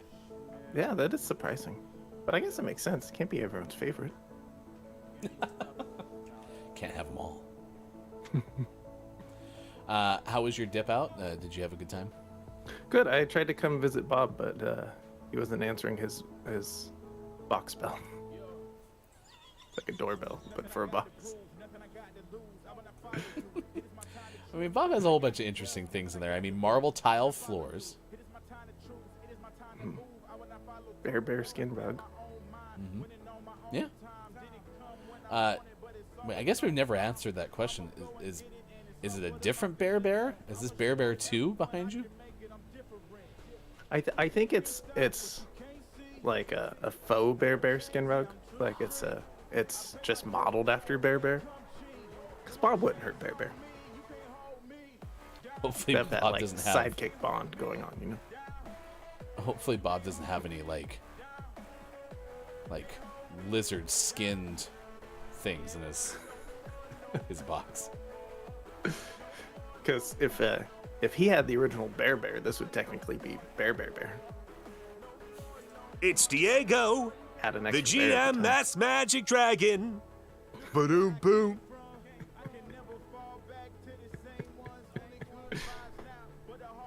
It's got like dragon boots or something in there. It was a one-eyed, one-horned, bearded baby dragon. Nice. Outside of Diego's sofa. All right, we're figuring it out. Thank you for being here for this Tuesday edition. It is October 11th, 2022. Town says Hefty yelling at Bob with a hot mic. The truth comes out. Hot mics. We're hot on purpose. Makes sense.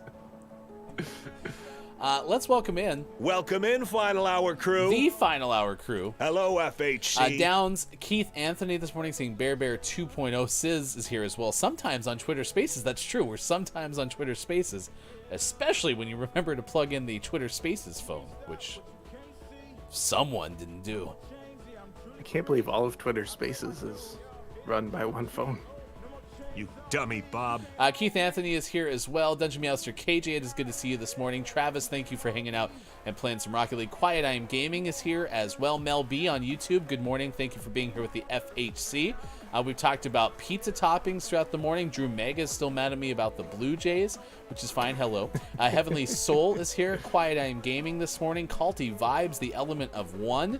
We've seen the likes of Wu Dang Pig, Chrissy Icky, Kate Zaid, and many, many more. If I missed your name, I apologize. If you're listening or lurking, thank you so much for being here. Even Apollo, Curviously Jen had stopped by at some point this morning, so... Hello, FHC. Pretty solid morning. Pretty solid morning. Not bad. Not bad at all. Are you going to take a full stance with your second favorite pizza topping? I feel like you had a pretty firm feel on that in the first hour. Yeah, I'm going sausage for sure. Yeah, Italian sausage above all other sausages. Have you ever had any other kind of sausage on a pizza? Yeah, I've had a couple different kinds. Mostly variations of like an Italian sausage, like a spicy. I've had like a spicy chicken sausage. It's pretty good. I haven't had like anything like the National Day calendar was talking about, like kielbasa or chorizo. But I'd try it. Yeah, I'd give it a shot. Like a carnitas pizza might actually be kind of interesting sometime. Yeah. Okay. Well, we'll figure it out. Chat, what is your second favorite pizza topping? It's National Sausage Pizza Day.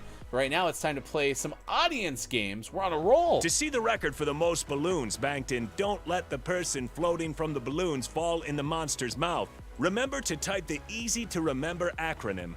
DLTPFFTBFITMMREC. Our all-time record for this game is off the chain. 592 banked balloons, and Don't Let the Person Floating from the Balloons Fall in the Monster's Mouth.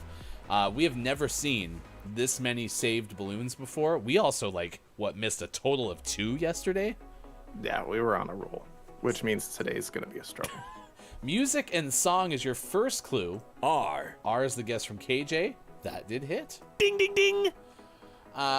Spicy chicken sausage chorizo are good, says KJ. Also, meatballs, mushroom, jalapeno with a barbecue sauce base is a family favorite in Keith Anthony's house. Nice. D. Ding, ding, ding. An F from Travis. F. Cha-ching. So far, so good, Sean. Pretty good. Keith says, I have to say I very much enjoy my afternoons here. After work, I come home and turn on GMS and someone a relaxing, calm, and chilled out hour or so after my busy day at work. So I thank you guys for the great value of entertainment you provide. It's a nice way to relax. Nice. Wow, that was really kind of you to say. Thank you, Keith. Yeah, it's interesting. You're welcome. Okay, Bob. He's part of it. Yeah, just this is more of like a thank you situation, whereas Bob's just like, yeah, you're welcome. Anyway, it is one of my favorite surprises as we move into year 3 of the show. Is never had thought about what time we'd be on in the UK. So having you be able to come home from work and be part of that's pretty cool. Here's a G from Keith. G. No. Smith. Here's an O. O. Yes. A TY and an S from Travis. Everything but the Y hit. Y. No. Mel gets a no as well. This is music and song. Here's an E from Downs. E. Ding, ding, ding. Oh, I know what it is. A. Downs gets country state of mind. Close. Empire state of mind. Cracked. Cracked. Who sang this song? No idea. I want to say... I'm going to look it up, and then I'm going to tell you if I was right.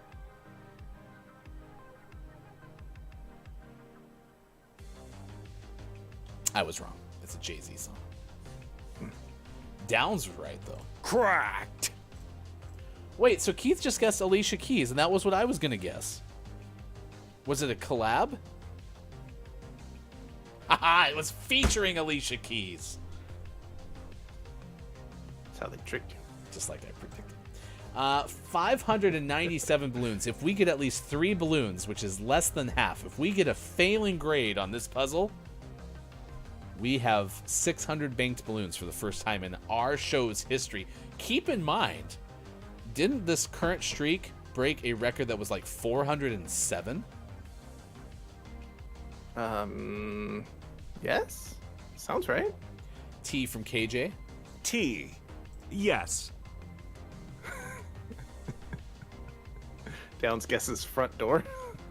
For occupation? Well, that's the door's job. It's the front door.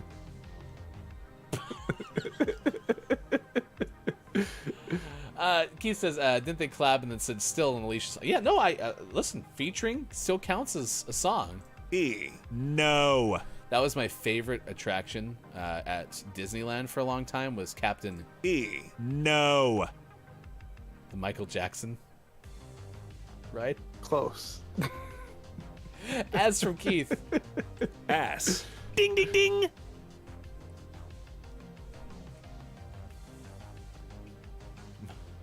My favorite genre of alternative music is E. No. music.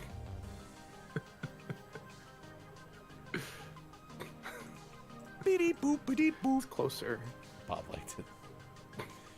C from Keith. C. No. Man. Encino. Encino Man? Good movie. Oh! O. Yes. H! H. Ding, ding, ding. I will tell you that we've been playing this game since the very beginning of the show. Bob's been able to say letters since like February of 2021. And I'm still amazed it took me this long. That's when he learned his We got Bob hooked on phonics. And Bob was ready to go. But I can't believe it took me this long to find out that I like to play off Bob's narration of how this game goes. So, well, look at that. We are a morning radio show that plays games Monday through Friday, 6 to 9 a.m. Pacific time on Facebook Gaming, Twitch, YouTube, sometimes Twitter Spaces, and at GamingMorningShow.tv. And KLAF, which, by the way, hello FHC to KLAF. Hello, FHC. Just shows up for the easy part of work, huh? KLAF. Goes radio host. KLAF is Cracked. 602 banked balloons. Congratulations. You were here for it. A moment in history. We're on our way to 690.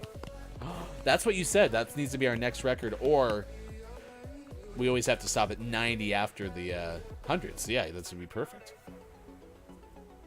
669 wouldn't be bad either. Ooh, I see what you did. What if we got 6969? That's a lot of balloons. All right, your next puzzle is opposites. Opposites. Up, down. Wowie, says Sis. Yay us, says K-Live. Chat, you were here. Zesty. You were ready for it. Buttsicord. Okay. Just bask in it, y'all. You are one of life's winners. Less than 400 for the G. Downs really wants us to hit $1,000. Yeah, he really, really does. Downs guesses black and white. B. No. R from KJ. R. Cha-ching.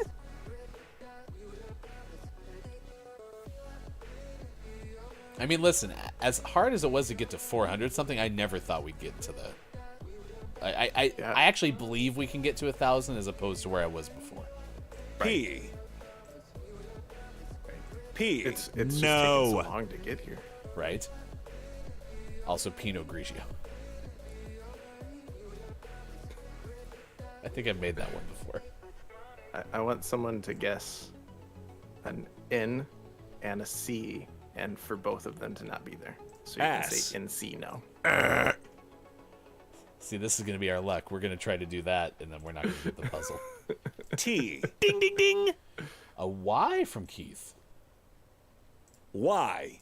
An E from Downs. E. Cha-ching. And an S from Sizz. Oh, I already guessed S. Forgive me. Opposites. We have T-E, blink, blink, blink. And blink E, blink R, blink.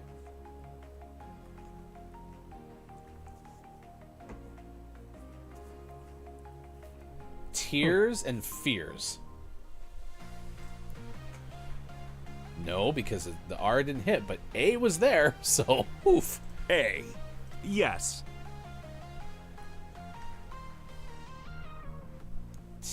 Teams. Nope, there's no S. Teach and Learn. oh yeah, that's op. Why did I try to rhyme it? I don't know. You got stuck on a loop with tears and fears. 3 more banked balloons. 600. But you knew they didn't rhyme because the R wasn't there. Maybe I thought it was music and song. Oh, that was Tears for Fears. So. All right. Not bad, chat. Not bad. 605 banked balloons. The only thing that could possibly go wrong is sometime old Hefty's going to clear cookies, and then we're going to be real sad. That would be bad. Man, to lose the streak over a tech issue instead of actually failing.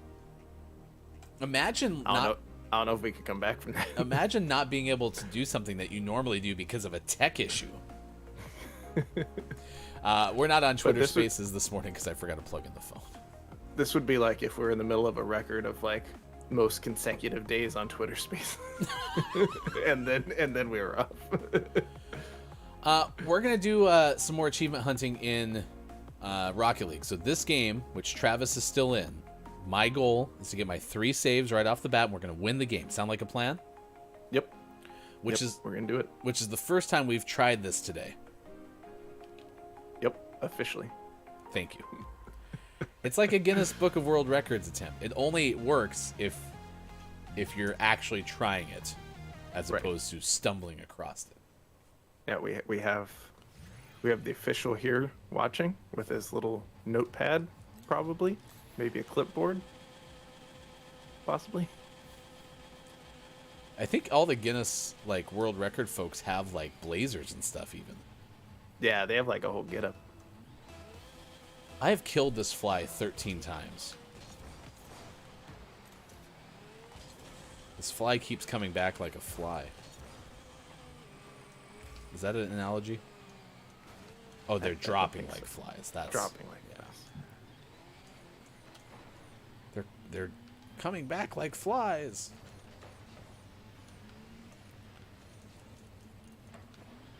Okay, good start, good start. I need 3 saves. Try to put it here. Come on, Jimmy. Good job. Ah, there's one. Whoop whoops is Downs. Yeah, Downs. I actually think 1,000's achievable. I believe in us. So. Oh, it's just a clear. I went too far out. Jimmy's gonna get very frustrated with me pretty soon. Quiet miss. Don't let the person floating from the balloons fall in the monster's mouth. because of meetings. Boo.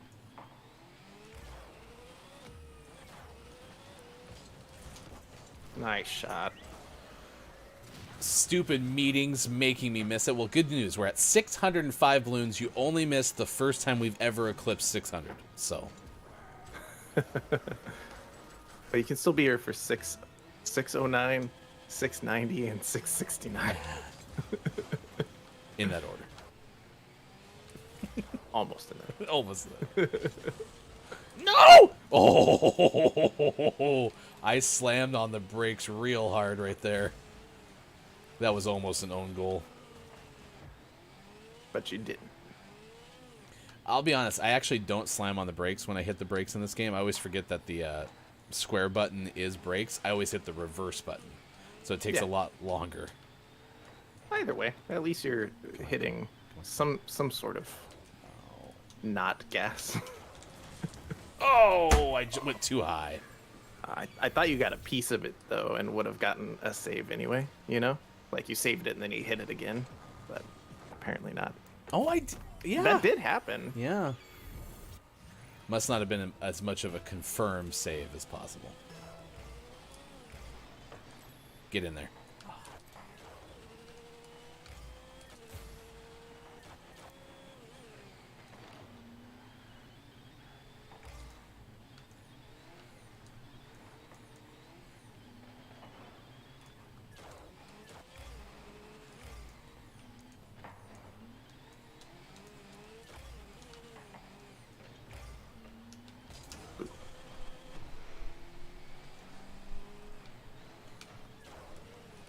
Oh no, I went too high. Crap. Sorry? Whee! That was a save. You saved me from the goal. Yeah. Please count it. We're trying to get me 3 Oh, here we go. saves. I'm just gonna make sure. Yeah, no, that's fine. That's fine. Because we still need to win the game. I honestly thought that other one was gonna score. Nice. That's 2 assists. Yeah. Listen, if nothing else, I'm helping my own cause. Yep. Yeah. Yeah, we've been doing some achievement hunting in the Final Hour crew as of late to try to get ourselves through this Rocket League Rocket Pass that I never complete. Travis, go! Thank you.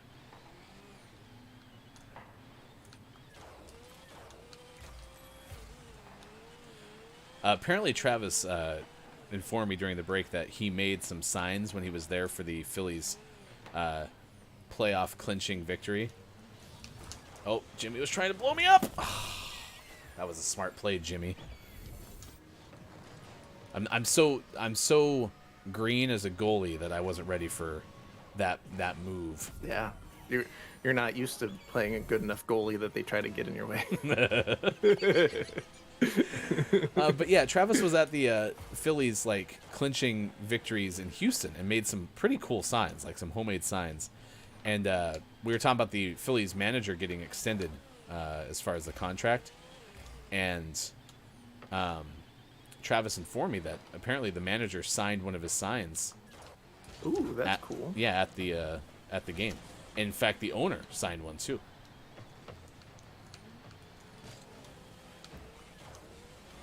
Oh no, I went too wide. Coming back. Bring it back now, y'all. 3 hops this time.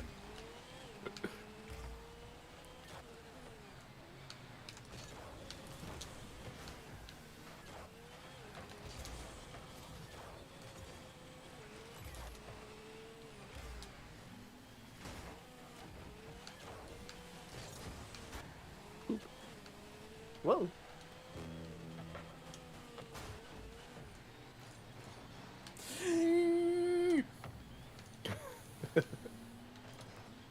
Oh, wouldn't that be something if like the World Cup goalie for the U.S. national team made that sound every time the ball like flew near the goal? They'd have to mic him up. What's the weirdest part about Jimmy playing goal? Well, every time that the ball like comes near Jimmy, he like makes this sound.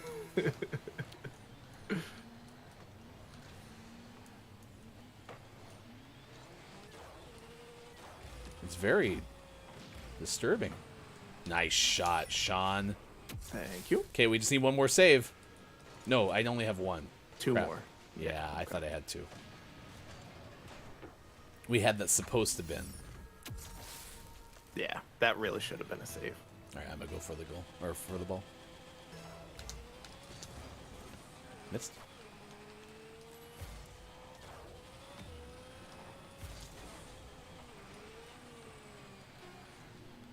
I don't think it's gonna happen. Oh, I was gonna go for a hat trick instead. Which is probably an achievement, but nonetheless. All right, well, look at that. We won the game. We'll play one more directly. It's 8:26 West Coast time. It's 11:26 out east. 4:26 for those watching GMS in the UK. Just so you know, we are going to be on the air again tonight. It is GMS Tuesday Nights, which is a new show. We debuted it last week. It was really fun. Again, big shout-outs to Hey, It's Brendan TTV, to Element of One, and to VG Did Try. They joined us for a rousing game of the Game of Life. We had a good time, a lot of fun, and you can catch the VOD if you would like to watch that on YouTube, which is youtube.com/gaming morning show.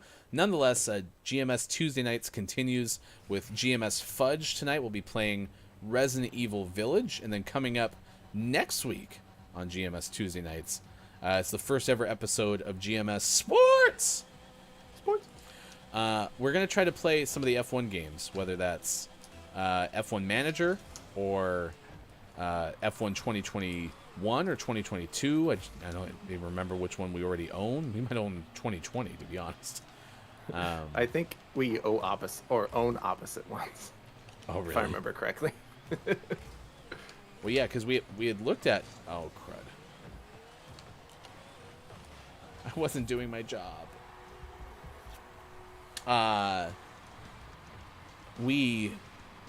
We're going to play the one this year that has, like, the teammate functionality, right? Yeah. I kind of don't want to buy them both. You've been wanting to try out F1 Manager. Yeah, though. I do want to try out F1 Manager. So maybe you should do that. Okay. And I'll hang out with you. You can help me make decisions. I'll be your strategist. Can you be the person who helps Lewis Hamilton in the most calm way ever on the radio? Yeah, it sounds like something I could do, actually. Like, the way that person is so good at talking to I mean, he could be anyone's, spotter. What's his job? I didn't even know. I'm totally blanking on the official title. Come on. Oh, Sean! Sorry, I panicked. Ooh, this is going to be rough. I don't know if I can make that stop.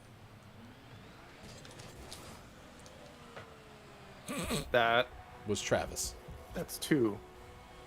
That's two.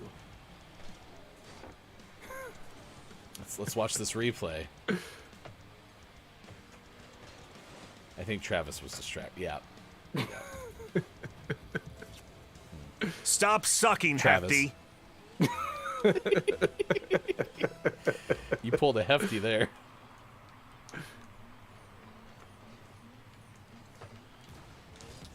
Oh, yes. that's one. Epic. And it trends. Oh. That should count as two. I didn't feel like it was even that epic either. No, I still don't quite know the distinction between an epic save and a non-epic save. It seems pretty arbitrary to me. I'm going to go put some clothes on, take my dog for a walk. Mel, I hope you have a great day. We'll pray for your mom on Friday. She's going to have a brain, neck, and head scan. Oh, I got one, but it you scored got one? anyway. Okay. So you need one more, and then we need to catch up. You're down 3-0. Yep. Sis is very excited for Fudge. Sis, have you been to a Fudge Village before? I can't remember if you've attended a GMS Fudge in the past or not. I think you have.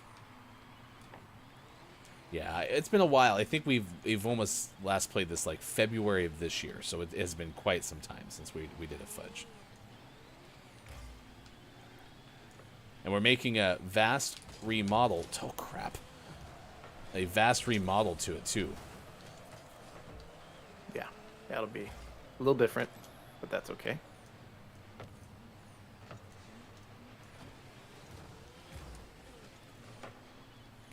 there we go. Oh, Travis. I don't think he understands this Travis thing. doesn't know. Travis!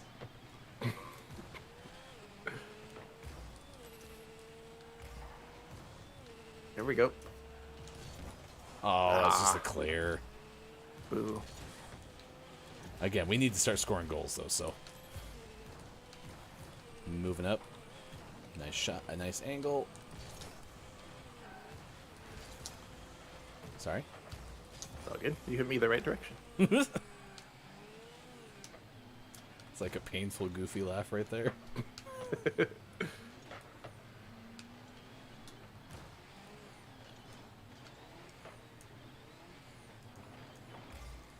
Get in there.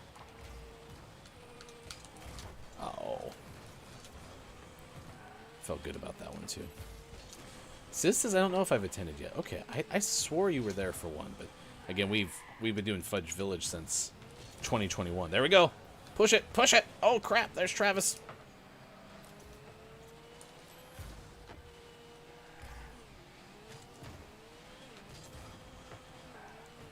No, I'm on the rail, I'm on the rail.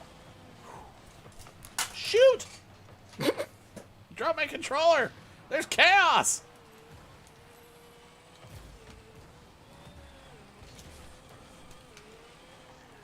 Alright, we need 4 goals. Or at least 3 to get to overtime.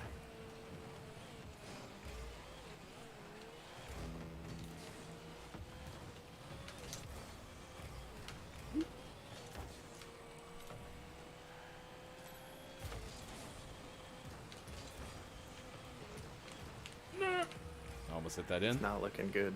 Sean, you have to believe. I don't know how you could, but you got to.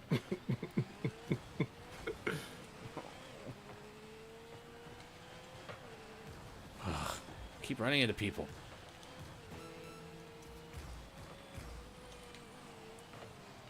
There we go. That's one. Just like we drew it up. Wow.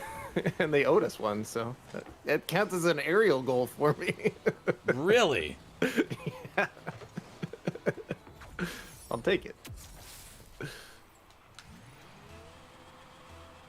All right, full push here. We need 2 more.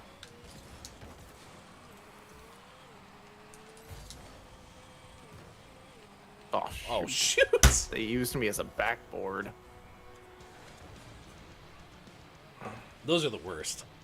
Yeah. Yeah, like that you're not even like rolling toward the goal. It just happens to hit you. That was just there. All right, full push.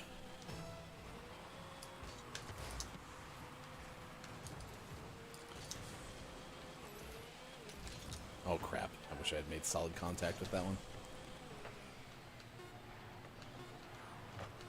Yeah. Well, we tried. We tried, and then scored. Nope. Losers! All right, it's 8:34 West Coast time. We don't have enough time to play one more game, so we will just wrap up the show, and we will call it a day. Thank you for being here for this morning radio show that plays games. Thank you again to Travis for playing Rocket League with us, and someday, when we actually are trying, we'll get this damn bonus. Oh, if we had put Travis in the club, you should send Travis a club invite. I did. He didn't accept it, so he must hate us. You're so mad you threw your controller on the ground. I need that. I need a lesson on how to take care of my controller. The good news, though, is I had the weekly challenge of get 10 saves or epic saves in online matches, so I get to claim that one. Nice. You know, I'm even I gonna just finished all my weekly challenges. I'm gonna open my reward right now and tell you what it was too. Bet it's wheels. No, a smooth, metallic, very rare paint finish. Nice. Travis, accept the club invite. Perfect. All right, I do like the sweet tooth skin. I wish I'd had that. So That's pretty good. all right, 8:35 West Coast time. It's 11:35 out east. It is 4:35 for those watching GMS in the UK. So yeah, looking forward to tonight. Again, 8 p.m. Pacific time. We'll be on the air with GMS Fudge as part of GMS Tuesday nights. And if you aren't already, please give us a quick follow on Twitter at WatchGMS, and you can listen to this, of course, on Twitter Spaces when Hefty remembers to plug the phone in. So that's all it takes. That's all it takes. A couple other things to tell you about Austin Attack 12, because today is Tuesday. We'll likely be streaming later today, and Austin is doing an event all of October leading into a Halloween special. It's supporting Stream for a Cause. It's a nonprofit that supports grassroots initiatives and community-based nonprofits all over the world. And there are different incentives that Austin has for this month of October to try to get that fundraising dollar amount up to the tippy top of the tippy top. For example, there's incentives like $1 you can have your name put on a pumpkin. For $5, there's a free sticker, which is a 1 per person redemption. For $10, you get green screen makeup. So Asa uses green screen, so she'll put on some makeup that lets you like see through her eyeballs. It's very interesting. So good. Ooh, $25 for a big bite of baby food. And $50 for a karaoke song.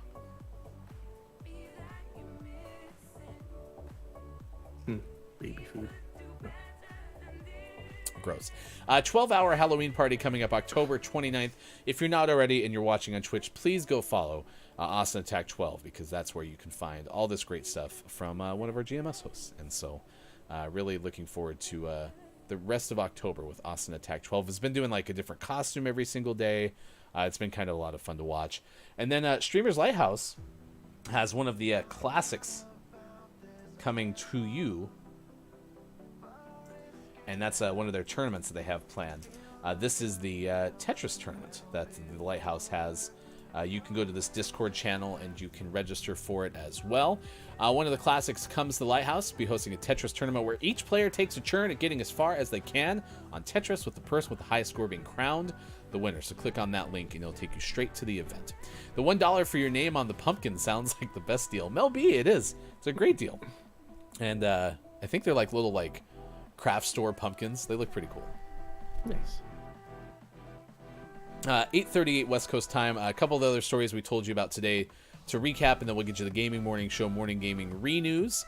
Is we told you about a camel going through the In-N-Out drive-thru. This was in Las Vegas from Ben Hooper of UPI. Sounds like Fergie, the camel, has also gone other places, Sean. Yeah, Fergie's getting around. Fergie's a big fan of the French fries. In this story, visited In-N-Out in Las Vegas.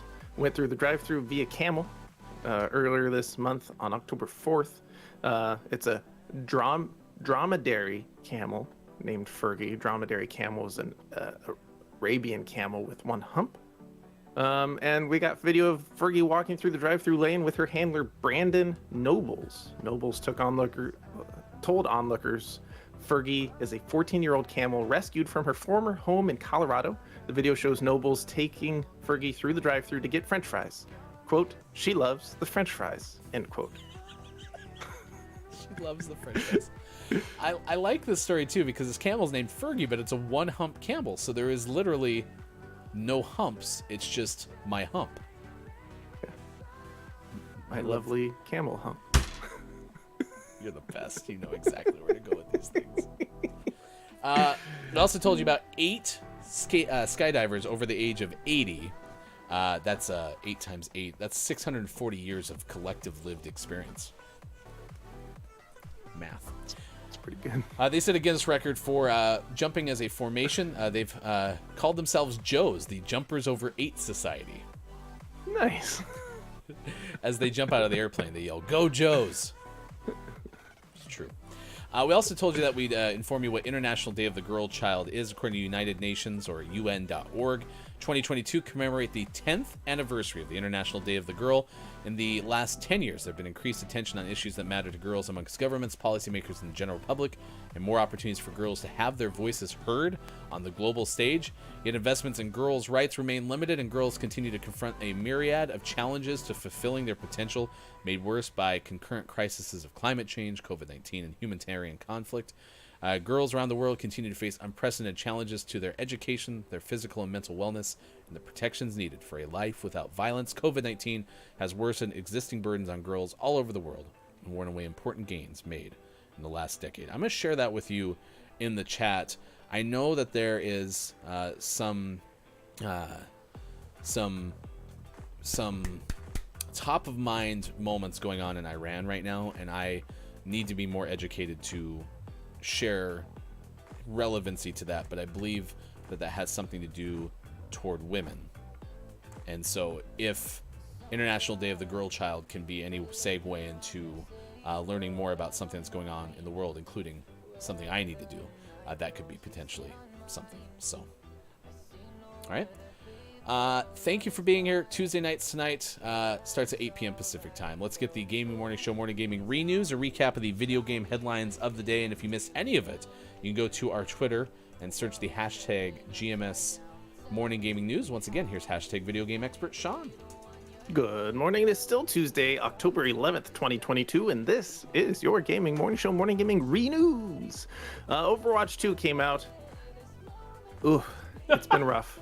It's been a rough launch for sure. They've had multiple issues. A lot of them have been well documented online, so I'm sure you can see all about them if you just open up any internet browser. The latest one is a bug that's forcing some players into accidentally buying skins. This is happening because it's recording keyboard strokes when you are in a chatting in the hero gallery. You're chatting in there. And those keystrokes are also doing things in the background in the store and resulting in buying skins. There's a Reddit user that posted a lengthy description of the bug on Overwatch and confirmed that he accidentally ended up buying a plutonium skin for 300 legacy credits, which is about $3 worth. Other people have reported buying more expensive skins, such as the Kiriko's legendary skin for 1,900 credits, all happening without anyone knowing. So this might be a little bit of a problem. They should probably take a look at. Speaking of Overwatch, Overwatch 2's controversial feature, which would require all Overwatch accounts to have a telephone number connected to it, seems to be also in Modern Warfare 2. They did backtrack when it came to Overwatch 2 and did not include that feature. But right now it says on Blizzard's support page that all Modern Warfare 2 players and Call of Duty Modern Warfare 2 accounts require a phone number. So we'll see if they stick with this or if they backtrack with this, as they did with Overwatch 2. A phone number currently is required by Blizzard for account security, as notifications will be delivered after suspicious login attempts, password changes, and security features change. It also lets players unlock their accounts without a password and recover lost account details, which are all fantastic features if you have a way of creating an account without a phone number, just in case you don't have one. So give people options. And in our last news story, Resident Evil Village, which we will be playing tonight for GMS Tuesday night, has a DLC coming later this month. The Winter's expansion launches on October 28th, and in that, you will be able to play some fun characters, such as Carl Heisenberg, also as Resident Evil veteran Chris Redfield. But you can also play as Lady V, who's, I forget what her official height is, but it's tall. But they weren't able to make that work as a playable character, so they had to shrink her down to fit the height of other characters, which is too bad. Very sad. No more tall Lady V. And out today, we did have some games, which is fantastic. And highlights of today included Dying Light 2 Bloody Ties DLC, which is available for the PlayStations, the Xboxes, and PC. Evil, which is out on Xbox One, Xbox Series X/S, and PC. But Name of the Morning went to Kamiwaza, Way of the Thief, out on PlayStation 4, PC, and Switch. Yeah, originally 9.5 feet tall. I had to look it up as well, and Quiet had it there. Lady D is 9.5 feet tall. Yep. It would have been cool to play first person as Lady D. Yeah. 9.5 feet tall. Eason.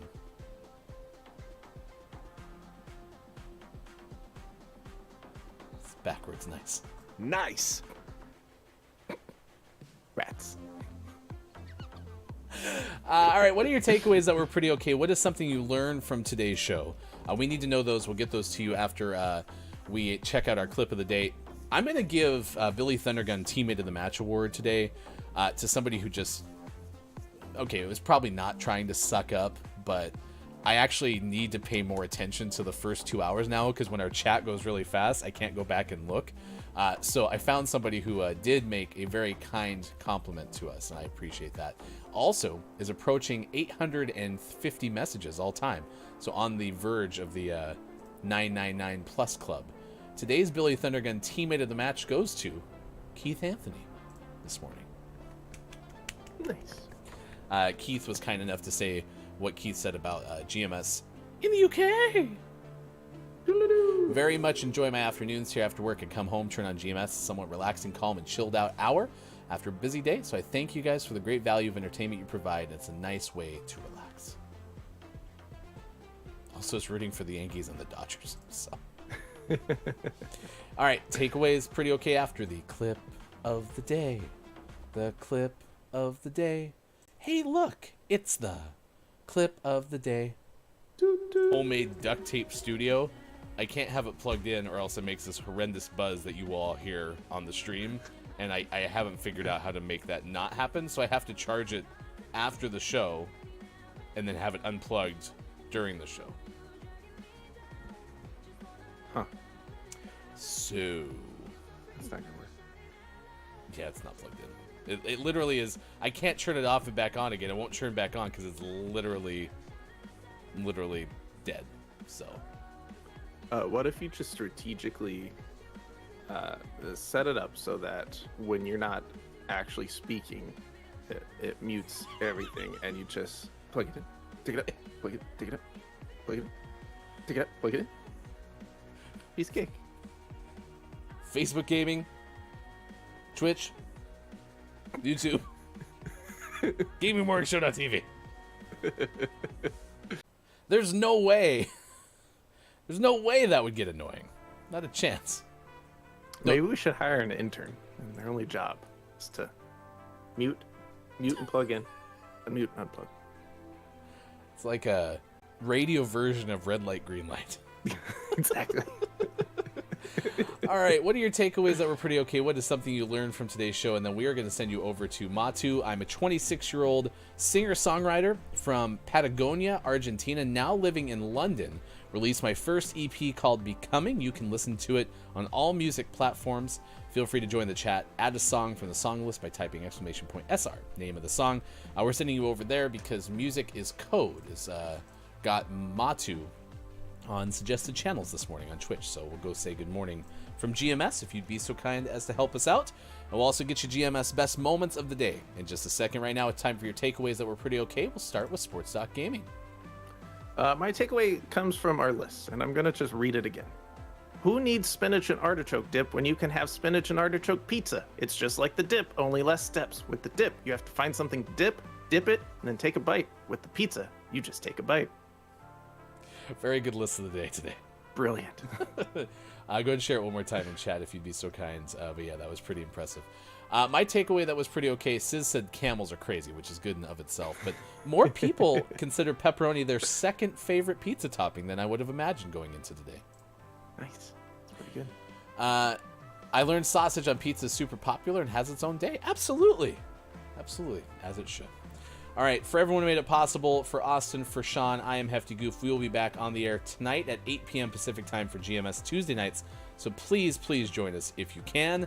And we'll see you again for the next episode of Gaming Morning Show. That'll be tomorrow morning, 6 a.m. Pacific time. Until then, I'm Hefty Goof. Goodbye, everyone. Thanks for being here. We had a lot of fun. Yes. Now, man, Pulaski became a general in the Continental Army, and he and his friend Michael Kovacs created the Pulaski Cavalry Legion. He was remembered as a hero who fought for independence and freedom in Poland and the United States. that sounds like So me. he was just some general. Like World War II era, it sounds like maybe.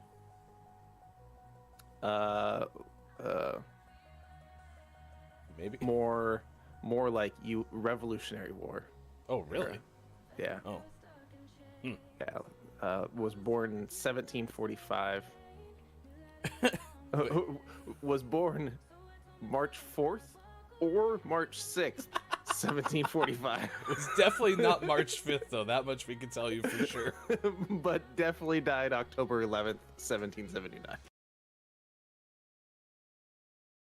My favorite movies is still Euro Trip. It's a good show. I just like the bit with the whole, Harrison. I give the files to Harrison. I don't know what he did with them. Oh, you got fired, didn't you? Nope. Promotion. They fired Harrison. Okay. Rapper Cardi B turns 30 today. She married rapper Offset in 2017. Happy 5th year anniversary, either already or later on this year. All right, so there's your celebrity birthdays. No drummer birthday. Man, October is not a drummer birthday month. It's been slim pickings. Slim Pickens was the name of my band in high school. That's the name of the drummer in my band in high school. We called him Slim for short. Leighton wrote this list in March of 2014. This is underrated pizza toppings. So let's see where we go with this list. We're asking today on National Sausage Pizza Day, what is your favorite second pizza topping? What's your second favorite pizza topping? So here we go. 1. Fried egg. Okay, I'm already frustrated because a lot of people like to put fried eggs on hamburgers, and the flavor is fine. I just don't like the mess of it. I can't imagine having a fried egg on pizza would make it better, but let's see. Eggs make everything better. Never mind, I was wrong. Okay, they make some things better, writes the author. Unless you don't like eggs, then they don't make anything better. But if you do like eggs, definitely make pizza better. Add a fried egg to basic cheese pizza and it's instantly more delicious. It will be a little messier than your average pizza. The average pizza doesn't have fried eggs in the topping. We're stuck in some sort of logic loop here. 2. French fries. My favorite genre of alternative music is E. No. music.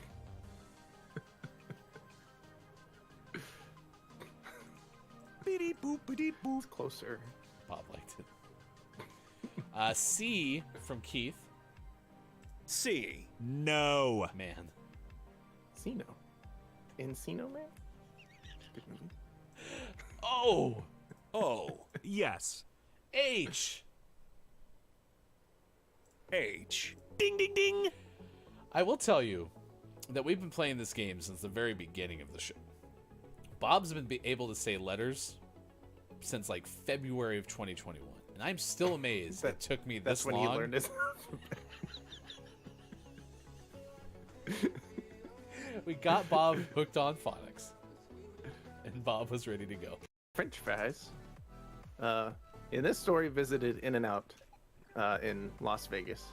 Went through the drive-thru via camel earlier this month on October 4th. It's a dromedary camel named Fergie. Dromedary camel is an Arabian camel with one hump. And we got video of Fergie walking through the drive-thru lane with her handler Brandon Nobles. Nobles told onlookers Fergie is a 14-year-old camel rescued from her former home in Colorado. The video shows Nobles taking Fergie through the drive-thru to get French fries. Quote, "She loves the French fries," end quote. She loves the French fries. I like this story too because this camel's named Fergie, but it's a one-hump camel, so there is literally no humps. It's just my hump. My lovely camel hump. You're the best. You know exactly where to go with these things.